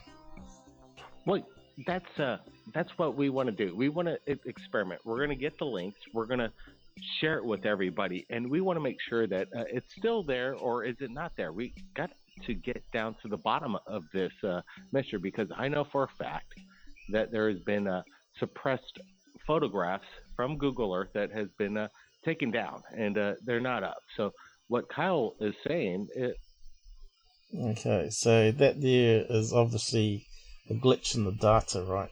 It doesn't exist because the 3D mapping is trying to bend the photographs around, and if they got the missing chunk of data, it naturally goes to the maximum height value and creates a curved blob on the thing. And there's a lot of these things actually on the moon, but that's not where I want to get to. Total sense.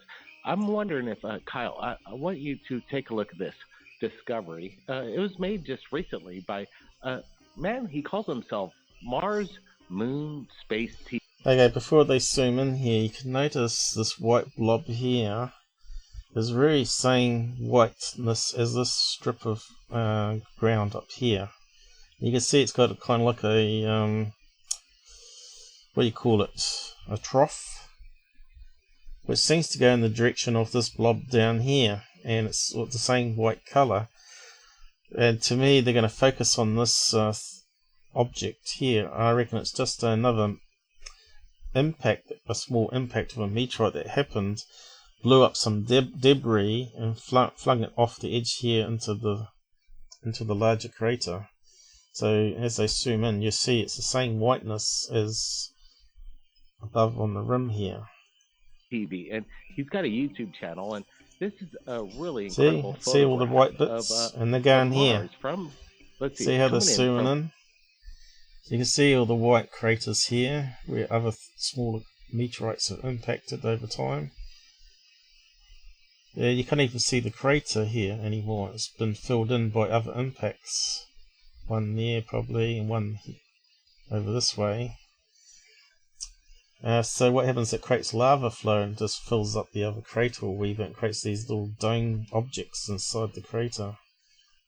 From the Mars orbiter, and the number is PCP_010329_1525. So if you search that up under the Mars orbiter, you'll be able to find this photograph. And did you get this? Did you get this photograph that I sent you, Kyle? I'm looking at it right now, and technically a sphere. The white. So you can see it's not a sphere, right? I'll zoom right into it. If anything, it looks more square rather than round, doesn't it? But it looks like a chunk of rock.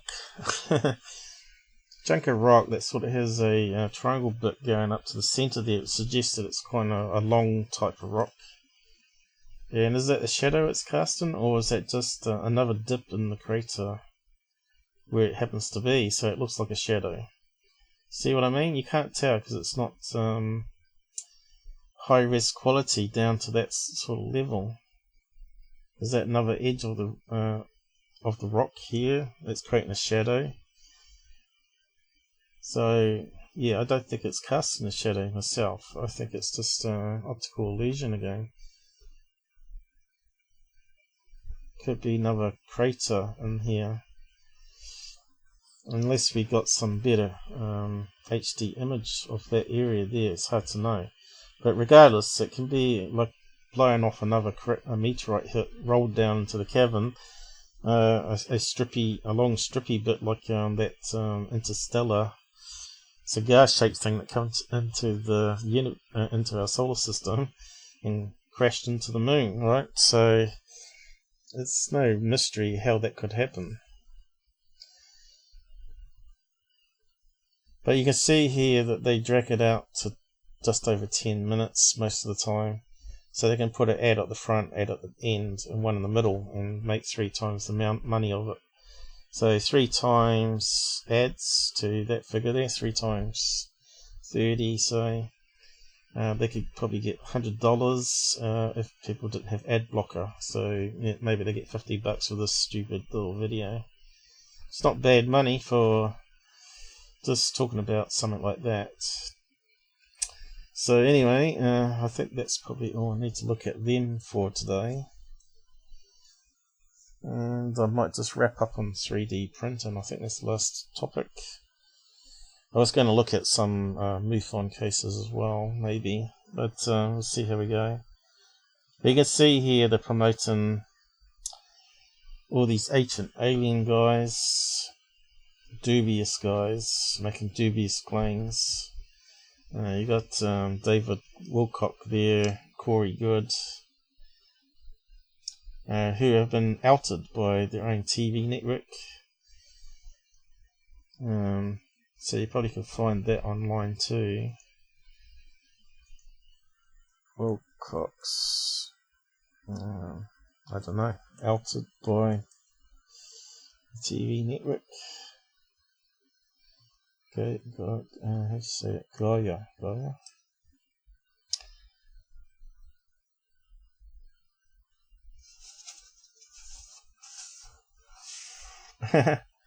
Remove all episodes cosmic disclosure from Gaia.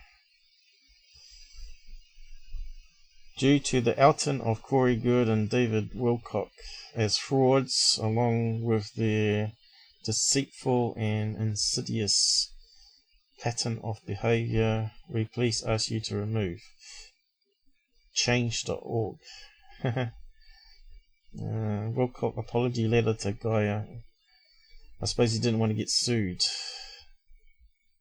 False statements, assumptions and conclusions. Disclosure. But there is a video where the director's talking. Here we go. Gaia Employee Movement Elton CEO. No, that's not it.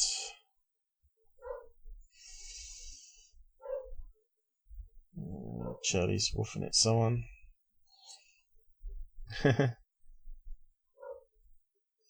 Yeah, whereabouts was the footage? I don't know. It's not coming up, but it's out there. Where the director of Gaia says that they told him that they were making stuff up.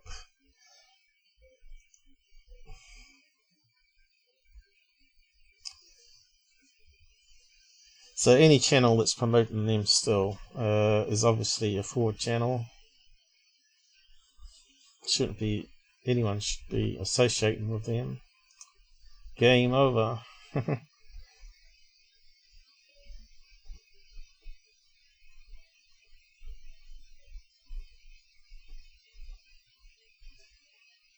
Looks like it doesn't say much there. Alright. Eric, what is his name there? Started this petition. So they're trying to get them to remove the old episodes, by the sounds of it. There's a lot of angry UFO people out there. But they're so annoyed with these frauds. They find it annoying. But they're still promoting them. Oh yeah, so what's the last topic here? 3D printing. But before I begin on that, this guy uses 3D printers to do really cool stuff. You want to sub to him? He's in UK. He's a toy toy designer. But he's doing some really cool stuff, like building robots. And he takes like 20 weeks to build it, and he builds R2-D2s. R5 robots. It takes it to conferences, and they do all sorts of crazy things. Let's see what else we got. Robot Chef. Here's the R2-D2 ones. BB-8. I suppose that's in the latest one. So he actually uses the 3D printer to print out all the parts, which is quite amazing. And then he's got this other one here, the GNK droid. Let's see, Hot Wheels. Humanoid android. So he controls it like a factory robot. Plus he's got a robotic dog that he's building. I think that's it here. Open dog robot. 25 episodes. And he builds up a part each sort of week or whatever, which is quite amazing. He obviously spends a lot of time designing it before he presents it. So yeah, just click up episode random, I suppose, on the dog.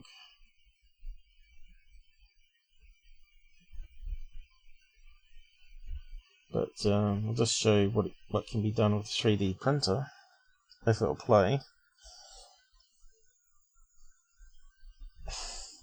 Hello, it's James here. Yes, it's another robot project. In the video a couple of weeks ago, I gave away all the canon code for Robot X, which is a robot that can just walk along, and I published those as open source. And it's a truly open source project, which means you can sell it or distribute it or change it and redistribute it or sell it, as long as you publish any changes to the source. So we're going to... So it's on low graphics here because of my overloaded New Zealand ISP, obviously. What else has he got here? Robots.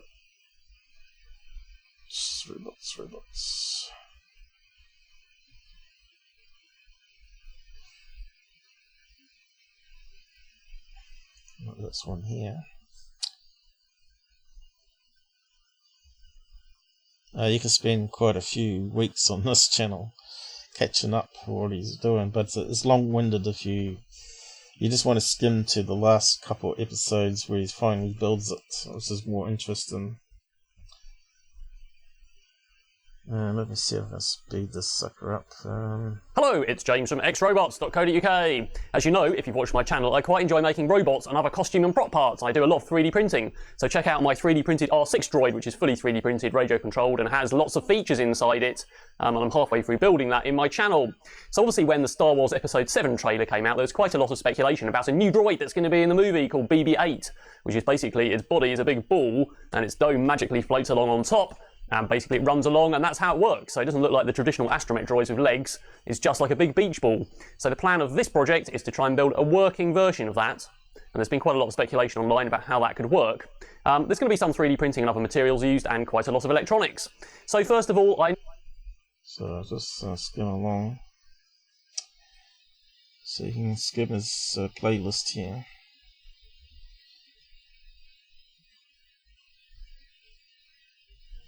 Hello, it's James from xrobots.co.uk. This is part 2 of my Star Wars Episode 7 BB-8 droid, which is the ball droid that rolls along on a ball with its dome on top. So last time, the last one there. I think he takes it along to the show.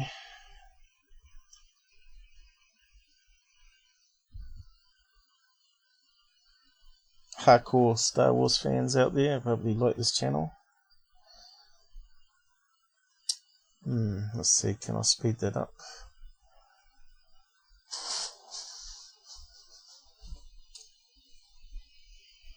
Hello, it's James from xrobots.co.uk. This is part 14 of my BB-8 version 3 build. I've done quite a lot of testing on this in the last episode, so be sure to check out part 13 to see it driving, including in a large space which was an empty shopping centre early in the morning where it drove around in a big circle. There's quite a lot of testing there. In this episode, I'm going to be doing some more painting, detailing, generally getting the cosmetics. So you get the idea. But yeah, find this one's where he goes to a show. I'm not sure where he's got that listed now. Oh, this is terrible. This is what happens when your VPN gets overloaded. I'm just going to switch it to see if that speeds it up.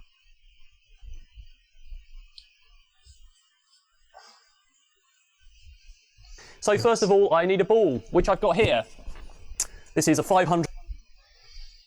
So yeah, let's see, shows probably. Search on his channel here. Search for show. There you go. So he goes to these shows to show off 3D printing, what you can do, and R2 droids. R2 detail, building, engineering, show. Oh, there's this walking dog one here, open dog. Takes it to a show, does he? That's pretty cool.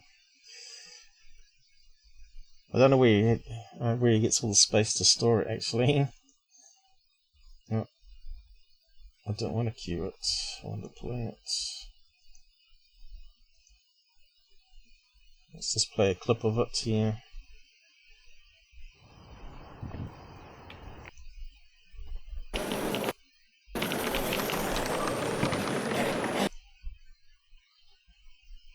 Not to build R2-D2 by the Steeples Aspire, age 39 and a half.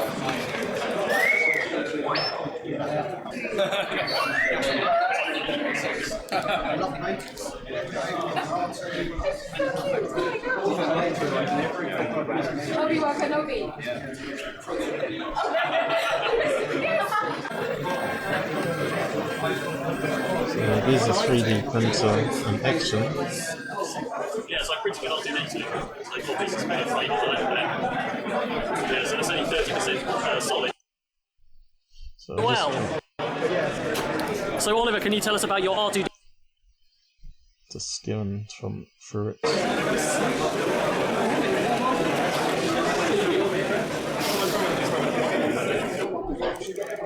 I'm here with. That's not the most interesting show. And what are we? Let's see, that one maybe out there.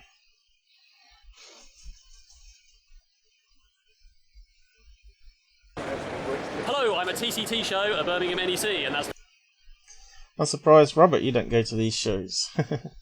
New type of extruder and hot end. So this is the MOSBAG. So they're obviously trying to sell printers and stuff.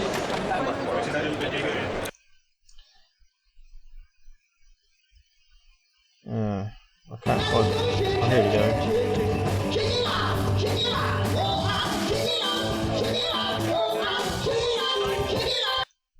Probably get done for copyright there. I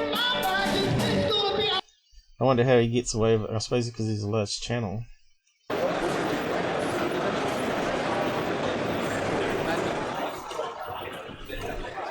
But yeah, there's some better ones there where they got the Star Wars music playing and the droids are playing various sound effects from the movie.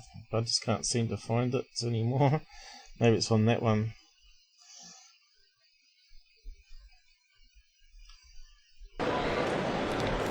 Hello, right,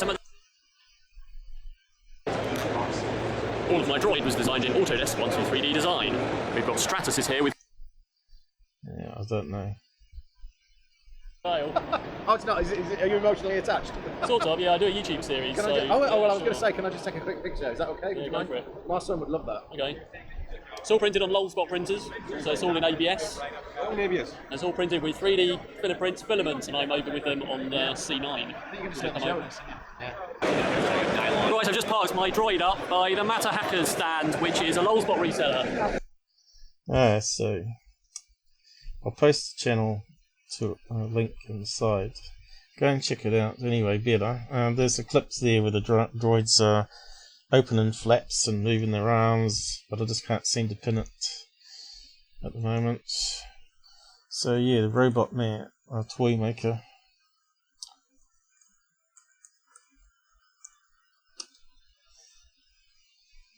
So yeah, it's amazing what you can do with 3D printing. So what is 3D printing? So we'll go over that now. So here's a 3D printer that we saw on that clip anyway, but I suppose we could play more of it here. What it does is it squirts on hot plastic a layer at a time, and gradually it forms the part. So it cools as it goes on for the next layer.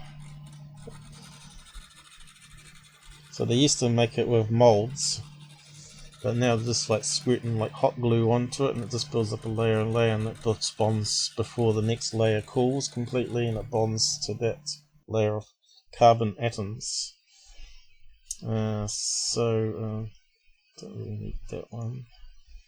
So now they can do metal parts, 3D metal printing, and they can print off parts like this, right? How did they do it, is the question. So it's pretty amazing. And of course these the metal ones are very expensive. Machines range from, what was it now? About $20,000 all the way up to $200,000. So it's a bit of an outside home user at the moment.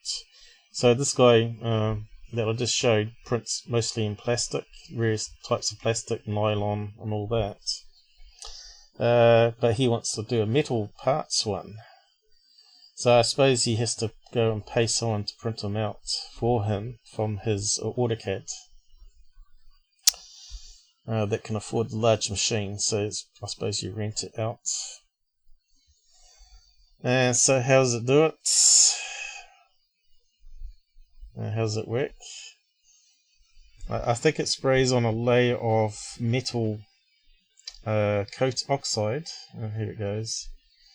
And then it heats it up, and it just builds it up layer by layer, similar to the plastic thing. So just read that out there. The basic fabrication process for SLM and DMLS are very similar. Here is how it works. Either build chamber is first filled with inert gas, for example argon, to minimize the oxidation of the metal powder, and then it is heated to the optimal build temperature. 2. A thin layer of metal powder is spread over the build platform, and a high-power laser scans the cross-section of the component, melting or fusing the metal particles together and creating the next layer. The entire area of the model is scanned, so the part is built fully solid. 3. When the scanning process is complete, the build platform moves downwards by one layer thickness and the rotor spreads another thin layer of metal powder. The process is repeated until the whole part is complete. So, the future on this is going to be very interesting. So, it's talking about layer by layer, but we've already seen that pretty much. SLM and DMLS, I think, is it single head and double head, something like that, where it can print from two heads at the same time in verse 1.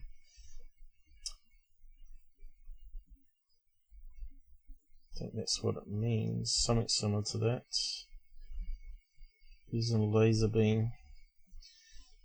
So yeah, they did experiment with arc welders, you know, how arc welders build up a blob of metal onto another piece of metal, and they would build it up in layers using arc metal, but now they've gone to lasers and, like I said, metal powder to stop it oxidizing. As you know, metals are actually crystals, and when they're exposed to air they oxidize straight away. In fact, some of them get so hot when they oxidize, when it bonds with oxygen to form rust, that it gets so hot that it bursts into flames. Sodium, is it? Magnesium. So yeah, you can see the parts they can print out here are quite complex, you know, tubes and valves and cogs. I suppose that's type of aluminium. So I suppose they're going to be experimenting with titanium and gold and silver. So what's the next stage? Printing out electrical circuit boards. I think that would be probably what they'll be looking at. We've got the dog next door woofing now. So metal 3D printing.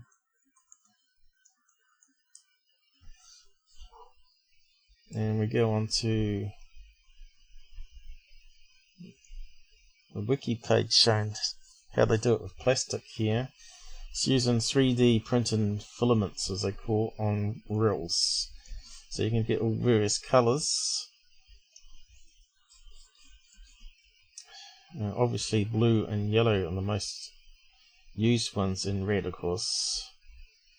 So they come in different thicknesses, and they've got little examples of some 3D printed things using plastic. And of course some of the plastics are softer or harder or more rubbery, so they use the right plastic for the strength they need. Or if they want to make it like a rubber character with bendy arms, they'd use more of a rubberized type plastic.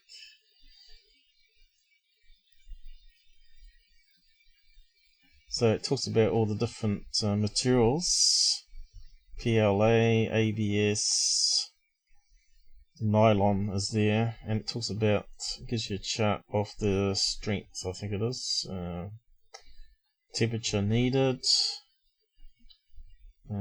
strength is here, medium, high, nylon's really strong, low, medium, PET, I'm not sure what that stands for, chemical name of plastic, high, polycarbonate, high,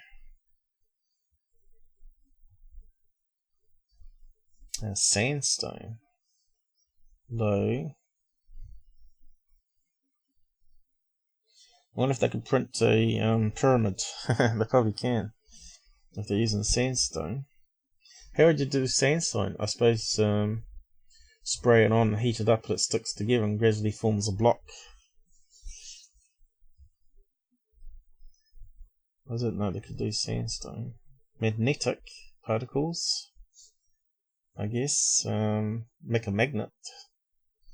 So that would be needed if you're going to do like electrical motor, 3D printed. So yeah, so they call them filaments. So it gets fed through the top bit here, heated up, melts, and then just build up the plastic elephant here. There we go for time, 2.5 hours. A guide to next stage, printing 3D food. You know how Star Trek, they get a plate of food from the machine? Well, this is the idea that's coming out, where it takes all the usual food elements like sugar, flour and that, egg, and somehow squirts it and makes a cake and stuff like that. So here's some examples of some house, which looks like a little cake, I suppose. What's it say here? Homage to the Versailles Palace, printed in sugar. But there you go, sugar crystals. I don't like this website, it's got this horrible banner thing on it, taking up all the space. I wonder if you can get rid of it. There you go. Be gone. I love that little tool. Now we've got the full page properly without any stupid headers.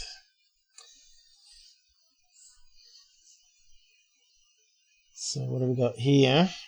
Looks like a pancake. Oh no, pizza.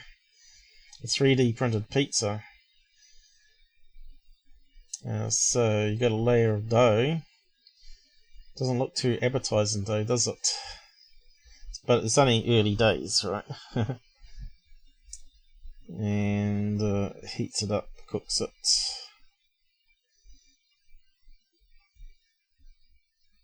What else we got? Printed dinosaurs. I suppose that's a plastic one though, and these are the actual printed ones. They don't look very appetizing. What's it printed from? Vegetarian, gluten free. That's probably why they don't look very nice. But yeah, I can see that being used in space stations and stuff. Just print out some food.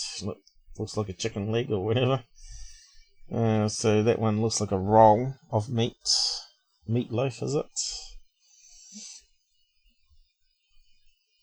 And of course, they're growing meat in labs now. If you haven't heard about that. So that would be used in the 3D food printing. Growing meat in lab. So you can see how this is connecting into space. Colony on Moon or Mars. Space stations that go through the universe, you know, floating around, spinning around, creating artificial gravity. So here they grow it in a petri disc. They just take some stem cells, I think it is, of meat, and they just feed it nutrients, and it just grows into a meat blob, like a burger patty. I'm not sure if I'd be too keen to eat it myself. What do you think out there? Would you eat that? I think if you're starving, or if you're left in space, and you knew you no different, at least you wouldn't be killing animals, so I suppose that's a good thing. But then you wouldn't have so many animals on the planet again as well. But yeah, replacing cows, I don't know. Meat lovers out there. So what's the last one? The last one is 10 examples of 3D printing transforming our reality. And if you go down here, bioprinting in health science.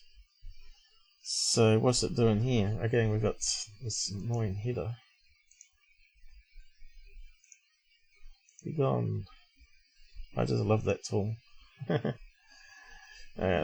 That's good. So it's growing an ear from human skin. Printing an ear from human skin? I don't know. Was it plastic? I'm not too sure on that one. I know they were putting cartridges of ear shape back on hairless mice, and they just had skin, and it would form the skin of the mice around the plastic they inserted in the back. Maybe this is the idea. They insert that in the back of the mouse, and then they can sew it onto the human face, and the skin cells of the rat has been modified to approximate human cells so it doesn't reject it. Kind of sounds yucky, doesn't it? Drug printing, so they can print out drugs as well. How that works, I don't know. Take all the chemicals and somehow make a compound and make it into little pills. Do it yourself. Robotic birds that can fly. Well, that looks pretty cool, doesn't it? Looks like a real bird too. What else we got? Oh yeah, it's got some pictures of the body, how it's made. Bicycle, print a bicycle. How about that? Is it all plastic and carbon fibre? How would you do the spokes though? Would that be plastic? Yes. Kind of looks like metal parts there though, doesn't it?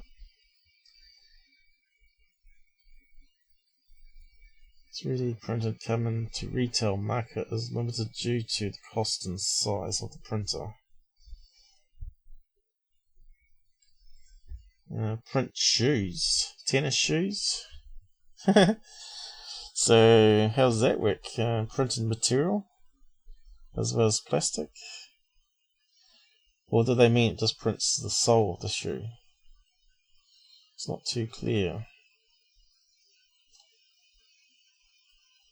What else we got? Crazy boots. More shoes. High heels.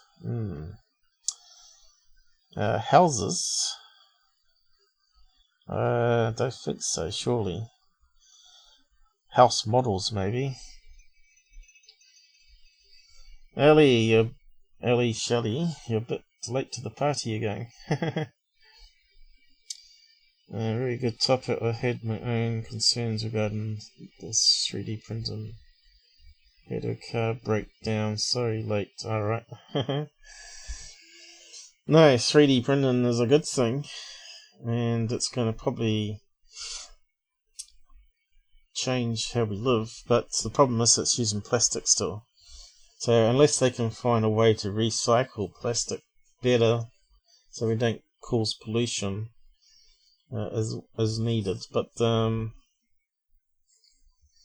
yeah, imagine printing out a plastic house. That would be very cheap. And especially if they can make the plastic cord that they feed into it, the filaments as they call them, from recycled plastic, that would do even better. So if it takes off, you could print all sorts of things like garden sheds and rubbish bins and I don't know, what else? Toys for the kids for Christmas. Plastic guns, water pistols. And garden hoses, garden sprinklers. It's endless. Even plastic canoes. Imagine that, print out a plastic canoe that you can use on a river. That'd be pretty good. Airtight submarine. So drawing. What's this one? Print out a drawing. That looks like some sort of fishing trap, doesn't it? Catch a fish and of course guns. We know about guns. So yeah, I suppose we've come to the end of my list here. I'll just have a quick look over some MUFON stuff. How are we going for time?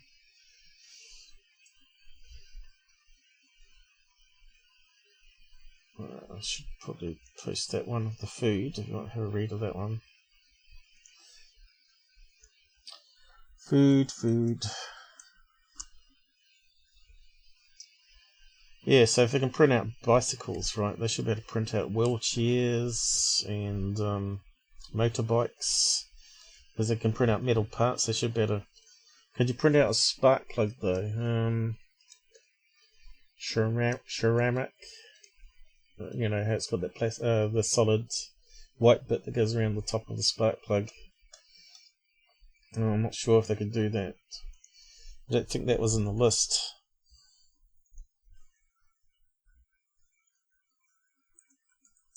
Right, ceramic.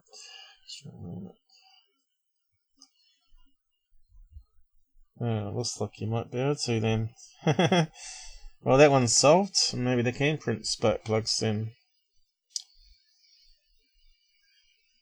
So yeah, it's really taken off.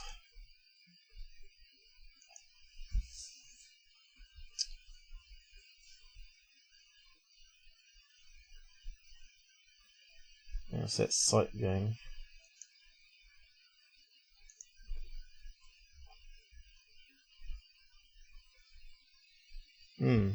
So what's that there? Oh, that's the 3D printers. You can see how big these are. Ones for printing metal parts as well as special materials.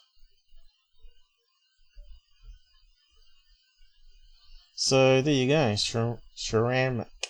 So that means you can print a toilet seat, a toilet bowl, and the seat as well. Print out a whole toilet. Nanoparticle jetting. So here's a big one. Look at this one. You won't want that in your house.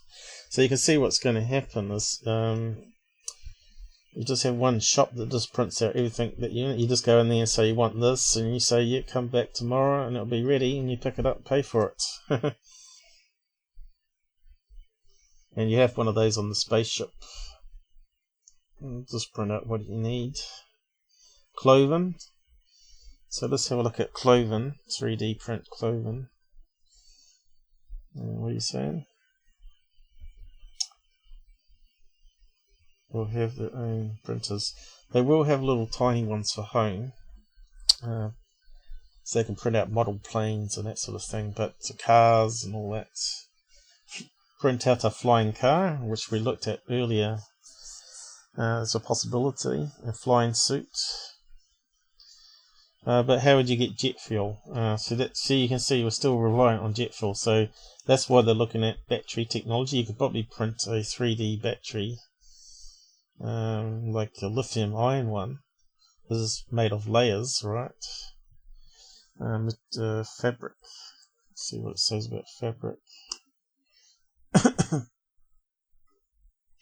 There you go. It can do fabric. 3D printed fabric. Some guy there talking about it.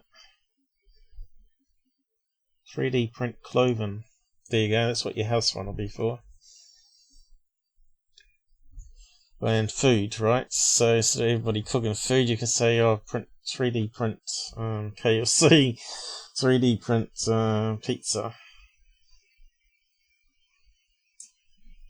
Oh, that's pretty clever. So I'm not sure how that works. Obviously it's going to be in layers, but how they do it, I don't know.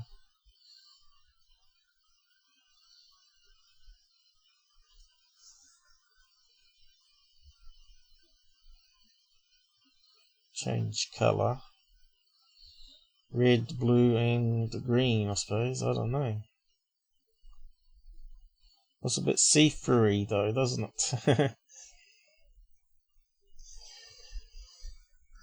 I thought I'm sort of running out of energy here. I might have to finish up early. So let's have a look at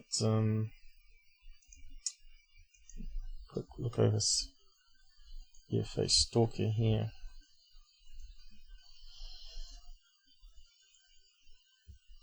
So yeah, my Sundays are not always about UFOs, but related technologies. It's all related, of course. So, oh yeah, thanks for hitting some likes there, guys. Just helps people see that there's some interest in it. So what do we got here? This is not making much sense. Just like some drawings of some kind. What is that there? Oh, a bird thing hanging down. So you can bet they captured a bug. It looks like a UFO in the background, flying across on that one.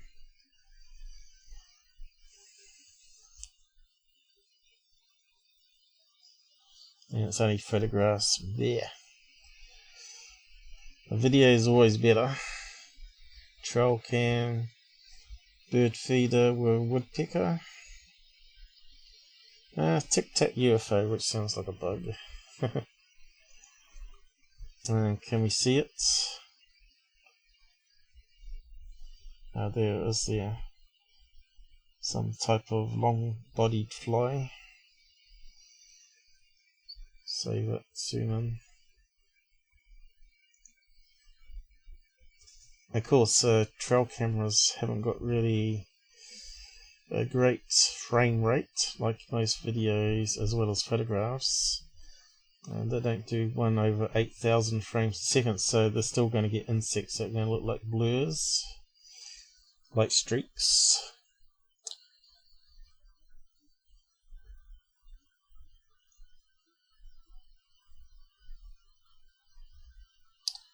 And there we go. Some bug. You can't see the wings because they're normally like little clear things, right?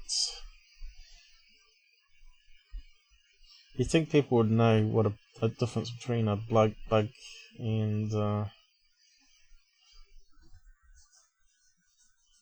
UFO would be, but you can see here is obviously this trail cam is very high frame rate, but still the insects flying away is going to still not be fast enough for taking the snaps between each second. Well, 1/8,000 is 8,000 pictures a second. So this trail cam capturing what was it? Woody woodpeckers. Yeah. You can see their wings in motion are not too blurry, so obviously he's got a high frame rate on this trail camera. But it's still not good enough for insects. It needs to be higher still to be able to see this clearer instead of a blur. It's probably 1/500 here probably. I'd have to find out the camera specs. I suppose if you look at this, the object would had moved along, so to speak. Was it not? Yeah. So you've got the bird flaps happening, I think. Flapping. Not flapping.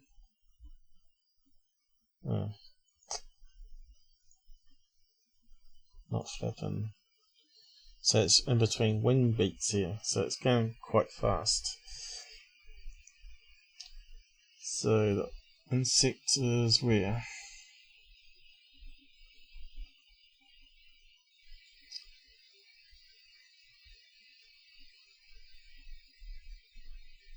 I don't think it's showing up yet. Next one.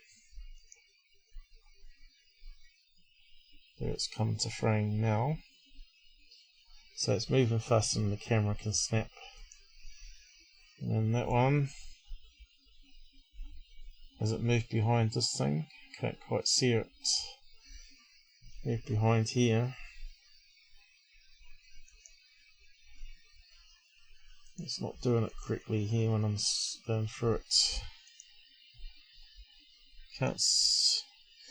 Yeah, I think it's went behind there. Next time it's flown off and it's not detected it. So let's go to the next one. Is there any interesting ones? What's that one there?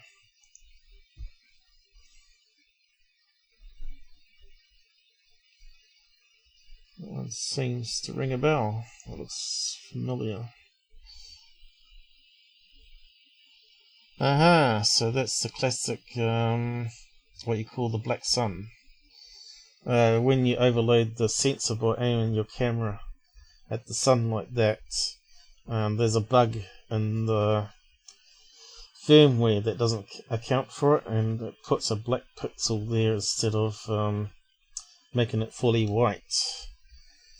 We've gone over that before, the black sun effect. You shouldn't do that with your cameras, by the way. Aim it at the sun, it'll burn up your sensor.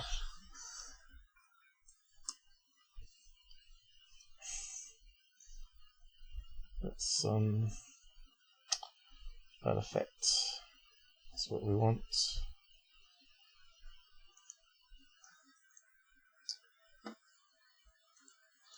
So many things cameras create. There you go, here's another example of black sun there, where someone's taken a picture of the sun and it creates a little black dots there instead. Light shaft effects, and of course this is meant to be bright light, but it turns black as well. Some cameras correct that in the firmware.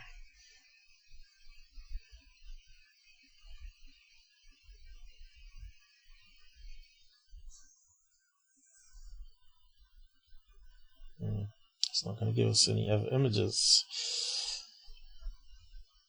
Is that Chinese stuff there, is it? Stupid Google. Maybe I have to put the word camera in. I think you got the message anyway. Camera.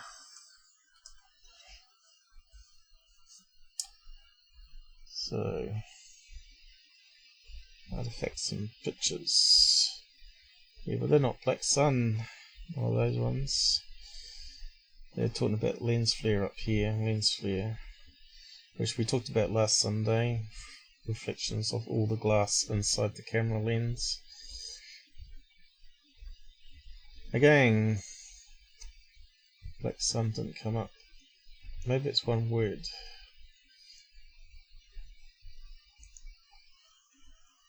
They do that. Oh, here we go. Had to join it together into one word. So here's another example of black sun. Perfect in the middle, center of the sun there where it's the brightest. But the streaks this time are not turned black like the other photograph. Another one. So if you become a MUFON investigator, you actually have to go through the MUFON database for your area, and you're going to have to learn all this stuff about camera artifacts. And there's an example of the black sun. That one's obviously not as bright, so it's only got a smaller dot there. Of course, they're going to call it Planet X or Nibiru or whatever names is it. Planet 9, Planet 10. Hurricane. Notice the strange black shape. I took 2 photographs at the sun, and when looked at hers taken 30 seconds later, see another strange object on the same path out the window. The object is located right off our heads in the clouds, so I took 2 pictures. Well, there's only one image here, isn't there? It's only one image. So I'm not sure what the other image is, but there's another thing that happens with the autofocus LEDs, depending on the make of camera, which is called the FDR something rather, which creates a little white UFO with little a green UFO with little white dots in it. There's another artifact that happens. I guess the other image got lost on the database there, unless they didn't upload it.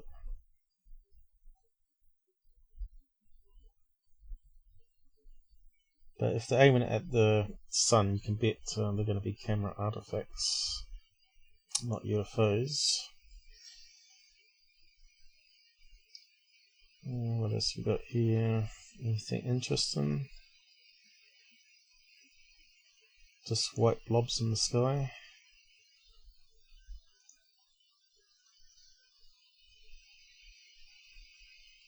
Meteorite? I don't know. What are we looking at? Kind of looks like lens flare. Looks like it's over top of the tree branches there.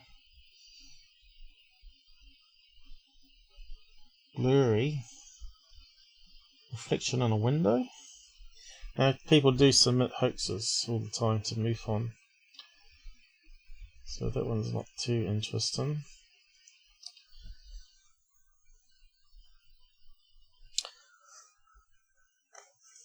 Well, coming up to 3 hours already.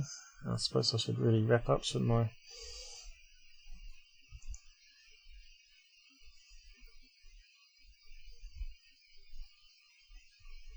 Oh, that's the other image that we didn't have on the other one. Looks of it. Submitted it as two. Oh no, it is the same one. No, it's still this black sun again.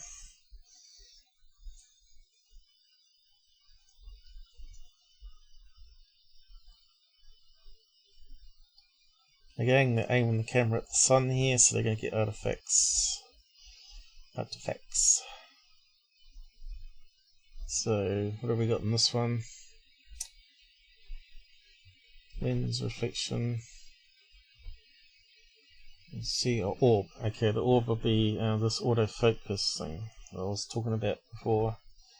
That one there, by the looks of it. A green dot blob with little white dots inside it. So we're probably ain't going to be able to do it with the super zoom here.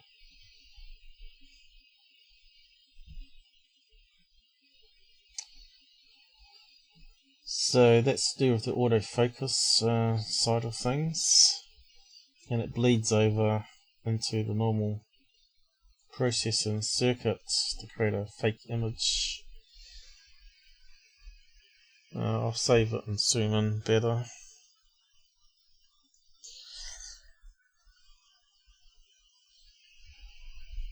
I wonder if that's the other photograph they're talking about. I should have checked the location, shouldn't I?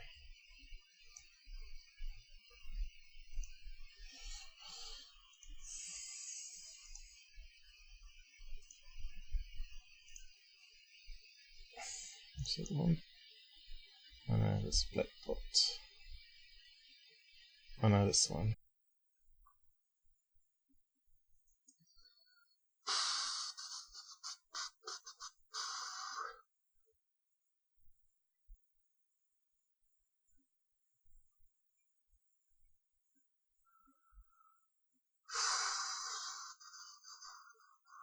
So how long has it been down?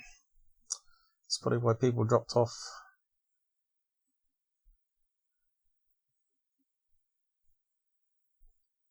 I don't know, let's see if I can end it anyway. Looks like it all screwed up at the end there for some reason. Technical glitch at the end. I wonder how much we got though. So yeah, thanks for... Oh, did you drop off? How long did you drop off for, guys? I'm not sure where we got to. I had to restart broadcasting, just get it to link up again. Yeah, something's going on. I'm not too sure if it's my ISP having problems, but we'll just wrap up now.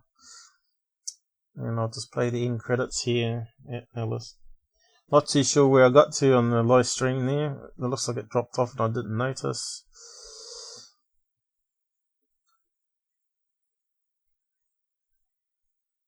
But that doesn't matter, we got to the end roughly anyway. See if it plays this bit.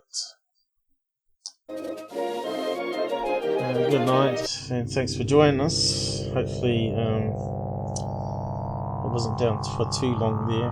The MUFON thing I was looking at was the autofocus board, like I was saying.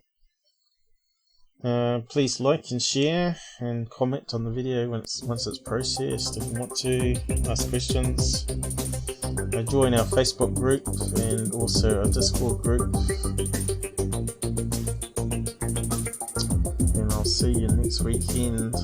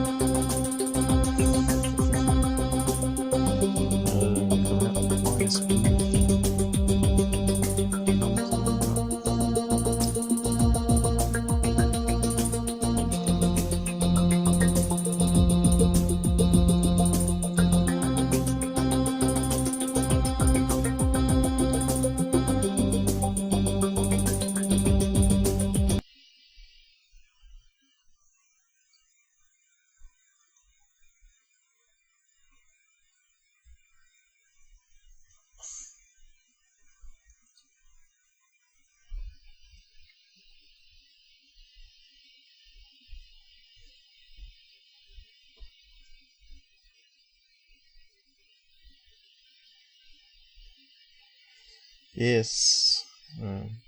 See you again, Shelley.